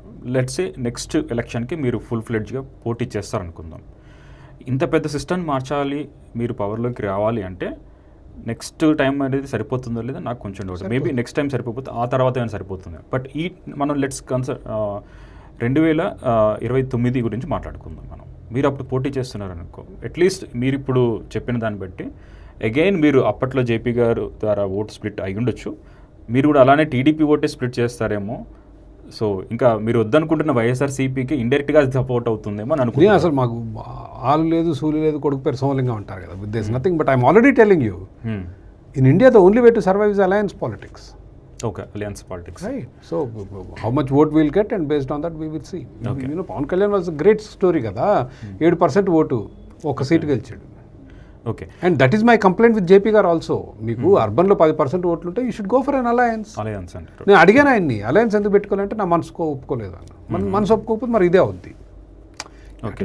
కొంత ప్రాక్టికల్గా. సో మీరు అలయన్స్ కొంచెం ప్రాక్టికల్గా అంటే మోస్ట్లీ మీకు సూట్ అయ్యేది టీడీపీనే అట్లీస్ట్. మోస్ట్ పాసిబ్లీ, బట్ ముందే మీరు టీడీపీ అంటే you cannot get any, you can't extract. You should be willing to work with anybody. See what I'm saying, వినండి. టీడీపీ, వైసీపీ, జనసేన, వాళ్ళకి సిద్ధాంతాలు లేవు. ఆ పార్టీ సిద్ధాంతం టీడీపీ కానీ కొంచెం ఉంటే ప్రోగ్రెసివ్ పార్టీ, ఏంటంటే వ్యాపారాలు తీసుకురావాలి అంతవరకే. But they don't have any. ఇప్పుడు ఆయన నవరత్నాలు అంటే ఈయన సూపర్ 6 అన్నాడు, పెద్ద తేడా ఏం లేదు. మా పవన్ కళ్యాణ్ గారు చేగువేరా అని ఇప్పుడు సనాతన ధర్మం అంటున్నాడు. అసలు ఏకంగా కషాయం పెట్టుకొని, బొట్లు పెట్టుకొని, హీఈస్ స్క్రీమింగ్ ఐఎమ్ ఏంటది, ఐఎమ్ ఏదో సనాతని ఏదో అంటాడు ఆయన. వింత స్పీచ్లు. పాపం ఆటోల మీద చేగువేరా ఫోటోలు పెట్టుకుని వాళ్ళందరూ ఎడిపోయారో నాకు తెలియదు. So but what we bring to table is clean politics, development politics, మన దేశంలో ఉన్న కోట్లాది యువతకు ఉద్యోగాలు, దేశ ప్రగతి, వాటికి కావాల్సిన విధానాలు. Right, that is what we bring. And ఏ పార్టీతోటైనా you can work as long as they give you the concessions. నేను I give you very simple example. If you're going for alliance, నేనే అడుగుతాను డిఎస్సి క్యాన్సిల్ చేయమంటాను. That would be my demand. No more government hiring. If some party says no more government hiring. Petrol diesel మీద పన్నులు వేస్తున్నారు, తగ్గించాలి. మద్యం మీద 500% పన్ను వేస్తున్నారు, తగ్గించాలి. ఇతర ప్రభుత్వ నియంత్రణలు చాలా ఉంటాయి కదా. ఇప్పుడు ఊబర్లు బ్యాన్ చేశారు మొన్న. I remember that because we're doing an episode on Uber. National party అయితే ఎగుమతులు దిగుమతుల మీద టారిఫ్లు ఎత్తేయాలంటాం. So you negotiate. ఓకే, మీకు కావాల్సిన 5, 6, 7 ఇప్పుడు రిజిస్ట్రేషన్ ఛార్జీలు ఉన్నాయనుకోండి, లక్షలు సగం కొయ్యాలంటాం. ఏ పార్టీ లైక్ దిస్. వ్యాపారాలకు కావాల్సిన ఇన్ఫ్రాస్ట్రక్చర్ డెవలప్మెంట్ అంటాం. అట్లా పోర్టులు కానీ రోడ్లు కానీ, ఇప్పుడు సిటీ హైదరాబాద్ సిటీ ఉందనుకోండి, మీరు రోడ్లు కట్టాలి, ఫ్లైఓవర్లు కట్టాలి, మెట్రోలు కట్టాలి, హైటెక్ సిటీ నుంచి శంషాబాద్కి మెట్రో కట్టాలి, పన్ను రాయితీలు ఇవ్వాలి వ్యాపారాలకి. Those are the kind of things you negotiate. Whichever party gives you work with them. Again but this is too futuristic. అది మేము ఎక్కడ లేంగా అడుగుని ఎక్కడ ఉన్నాం. First you need to get there where you at least మీకు ఒక 5% 10% ఓటు ఉంటే okay, you can be a king maker and then you can negotiate, but we are nowhere there. We are just at the beginning. So let's say next 12 monthsలో మీరు enter అవుతారు అనుకుందాం direct పాలిటిక్స్కి. ఈ 12 monthsలో మీ journey ఎలా ఉండిపోతుంది? మీ హై లెవెల్ ప్లాన్స్ ఏంటి? It is the same. Keep bringing this awareness. ప్రజల్లో ఈ భావజాలం పట్ల అవగాహన పెంచుతూ వెళ్ళటమే. Okay, and let people notice us. ఇప్పుడు నేను చేసే వీడియోల్లో కూడా ప్రతి thumbnailలో మా ఫోటో పెట్టడం కానీ, నేనే మాట్లాడటం కానీ, ఇతర స్టోరీలు ఏంటంటే సో దట్ పీపుల్ నో. కారణం ఏంటంటే ప్రజలకు మనం తెలియాలి, మనం భావజాలం, మన విధానాలు అర్థం కావాలి అనేది. Okay, that is only way. And then politics will see how it works out, how it plays out అనేది చూడాలి. Will have to. Okay, so మీరు ఉన్నట్టుగా చెప్తారు, అబద్ధాలు చెప్పకుండా చెప్తాను, ఎవరిని హట్ చేసినా నాకు సంబంధం లేదు, నేను చెప్పదలుచుకుని చెప్తాను అన్నట్టుగా చెప్తున్నారు. హట్ చేయాలన్నది నా ఆలోచన కాదు. నేను చెప్పేది ఫ్యాక్ట్ అయితే చాలు, వాస్తవం అయితే చాలు. అది ఎవరైనా హట్ చేసినా ఓకే, అది వాస్తవం అయింది, నా దగ్గర ప్రూఫ్స్ ఉన్నాయి, ఫ్యాక్ట్స్ ఉన్నాయి అనుకుంటున్నారు. మీరు పాలిటిక్స్లో వచ్చి ఉన్నప్పుడు ఎక్కడో ప్రెస్ మీట్ పెట్టాల్సి వస్తుంది. అక్కడ కొన్ని క్రిటికల్ ప్రశ్నలు అడుగుతారు, అది యూజ్ అయినా యూజ్ కాకపోయినా అడుగుతారు. ప్రధానంగా ఎక్కువ అడిగే క్వశ్చన్ ఏంటంటే మీరు రిజర్వేషన్కి సపోర్టా వ్యతిరేకమా అని అడుగుతారు. వ్యతిరేకం. There is no second thoughts about it. 78 సంవత్సరాల స్వతంత్ర భారత చరిత్రలో ఇన్ని సంవత్సరాలు రిజర్వేషన్ ఉన్న ఏం సాధించాం? We have not achieved anything. మీరు అలా we need to find better solutions. Okay, మీరు against. But I will not say రేపు రిజర్వేషన్ తీసేయండి అనం. ఓకే, బట్ 78 ఏళ్లలో సాధించలేదు. We should look for better solutions. ఇప్పుడు బడుగు బలహీన వర్గాలు కానీ, బీద ప్రజలు కానీ అభివృద్ధి చెందట్లే రిజర్వేషన్ ఉన్నా కూడా there is something wrong and we need to find. And that is what I'm saying. We should look for solutions like public schools. ఇవాళ దళితులు ఉన్నారు, అత్యధిక దళితులు ఎక్కడ చదువుతున్నారు? గవర్నమెంట్ స్కూళ్ళలో. చదువు రాదు, right? So that's a problem. But the second thing, రిజర్వేషన్స్లో there is a fundamental problem in reservations. మీకు సర్జరీ కావాలి, who do you go to as a doctor? The best doctor. మరి మీకు రిజర్వేషన్ ఇచ్చినప్పుడు మీకు బెస్ట్ డాక్టర్ రావట్లేదు. మీకు best doctor కావాలి, మీకు బెస్ట్ టీచర్ కావాలి, బెస్ట్ లాయర్ కావాలి. బట్ ఆల్టర్నేట్ సొల్యూషన్ అంటే ఏముండబోతుంది? రిజర్వేషన్కి ఆల్టర్నేట్ అంటే మీరు చెప్పే కొన్ని ఏంటి? What I'm saying is we should focus. మొన్న ఎవరితో మాట్లాడితే నీట్ ఉందనుకోండి, నీట్లో పరీక్ష పెడితే త్రూ టాలెంట్. ఇప్పుడు ఎస్సీ ఎస్టీ రిజర్వేషన్ 15% ఉందండి. రిజర్వేషన్ లేకుండా 15% వచ్చిన రోజు ఇట్ ఈస్ డెవలప్మెంట్. అది అర్థమవుతుంది. ఏం కావాలి మీకు? దానికి బెస్ట్ ఎడ్యుకేషన్ కావాలి. You start there. నేనేం రిజర్వేషన్ తీయమనట్లేదు. Let us focus on best education first. And ఈ సంఖ్య వీళ్ళు లెట్ us సే ఇవాళ ఓపెన్ కేటగిరీలో 1% of SC STs are getting medical seat. అది 2%, 3% వస్తుంటే అది తగ్గించుకోవచ్చు. బట్ నీట్ అనేది ఎడ్యుకేషన్ కోసమే కదా మీరు చెప్పి. ఎడ్యుకేషన్లో రిజర్వేషన్ ఉండాలన్నట్టు చెప్తున్నారు, నాకు అర్థమైంది దాని ప్రకారం. మీరు అదే ఎడ్యుకేషన్ రిజర్వేషన్ ఉండొద్దు అంటున్నాను. ఎడ్యుకేషనే కాదు, ఉద్యోగాలు కూడా ఉండకూడదండి. నేను when you don't go to, మీరు ఇప్పుడు ఒక డాక్టర్కు రిజర్వేషన్ ద్వారా వస్తాడు, ఒక డాక్టర్ ఓపెన్ కేటగిరీలో వస్తాడు. Usually this fellow is more qualified. Okay, మీ పిల్లలకి ఎవరు చెప్పాలండి చదువు? If you have children, who should best teacher కదా. మీకు రిజర్వేషన్ వచ్చిన వాళ్ళతో చదువులు చెప్పించుకుంటారా? ఓకే, చెప్పించుకోం కదా. There is some fundamentally wrong. ఇంకెన్ని సంవత్సరాలు మనం ఇట్లా మభ్య పెట్టుకుంటాం? బట్ ఇవాళ రిజర్వేషన్లు తీస్తా అంటే గగ్గోలు అవుతుంది. అవును. నేను రిజల్ట్ తీయమనట్లేదు. Let us develop them. ఇవాళ అగైన్ నాకు కరెక్ట్గా తెలియదు. సో డెవలప్మెంట్ ఎలా వినండి ఎస్సీ ఎస్టీ రిజర్వేషన్ ఎంత ఉందో నాకు తెలియదు. ఓకే, లెట్ అస్ 15% అనుకుందాం. ఓపెన్ కేటగిరీలో ఈరోజు వాళ్ళు స్వేచ్ఛగా 1% వస్తున్నారు అనుకోండి. Let us get them the best education we can so that it becomes 2% or 3% open కేటగిరీలో వచ్చే విధంగా. That is the indication for development.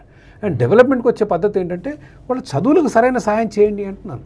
And you are putting them in the government school and destroying their future. That is just one way. And reservation is not really helping them. మీరు వాళ్ళ Apollo hospital పోతే ఎంతమంది SC ST reservation వచ్చిన డాక్టర్లు ఉన్నారు? Okay, ఎంతమంది ఉంటారు? ఉండకపోవచ్చు. ఉండరు. మీకు తెలుసు, నాకు తెలుసు.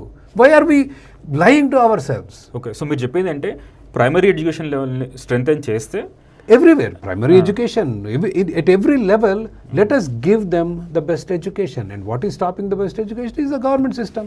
ఓకే, అదొక approach. And of course we have to put more thought into how we should develop. ఇంకొకటి చెప్తాను, I will give you another example. The brightest of the Dalit students ఎక్కడికి వెళ్తారు? గవర్నమెంట్లోకి వెళ్తారు. What a disservice. గవర్నమెంట్లో మీకు ఏమి నేర్చుకుంటాం మనం? ఇప్పుడు సక్సెస్ అంటే ఏంటండి? What is success? Bill Gates, Jeff Bezos ఇట్లాంటి పెద్ద పెద్ద సక్సెస్ అంటే ఏంటి? ప్రపంచాన్ని మార్చే ఉత్పత్తులు చేశారు. కంప్యూటర్లు కానివ్వండి, అమెజాన్ డెలివరీ సర్వీస్ తోటి ఇప్పుడు ఎన్ని ప్రోడక్ట్స్ వచ్చాయి. మీ స్విగ్గీ అని, బ్లింకిట్ అని, ఇదని అదని రకరకాల ప్రోడక్ట్స్ వచ్చాయి. స్టీవ్ జాబ్స్ మూలంగా ఫోన్లు వచ్చాయి. ప్రభుత్వంలో పోయి ఏమవుతుంది? Now you need bright and the brightest of the people to go into private sector. Where are they going? Into the government sector. And these are the changes that we need to bring.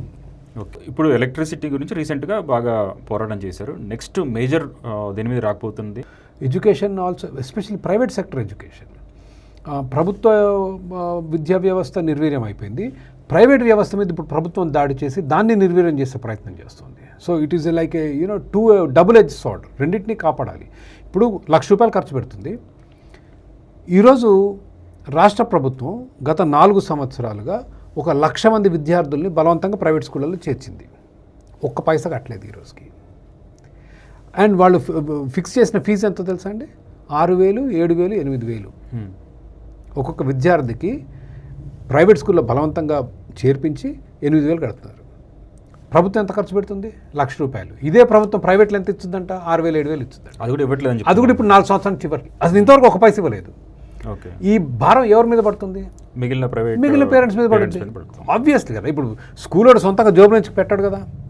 But nobody realizes it. So these are important issues that need to be brought up. Then the third is alcohol is something that's I feel deeply distressed.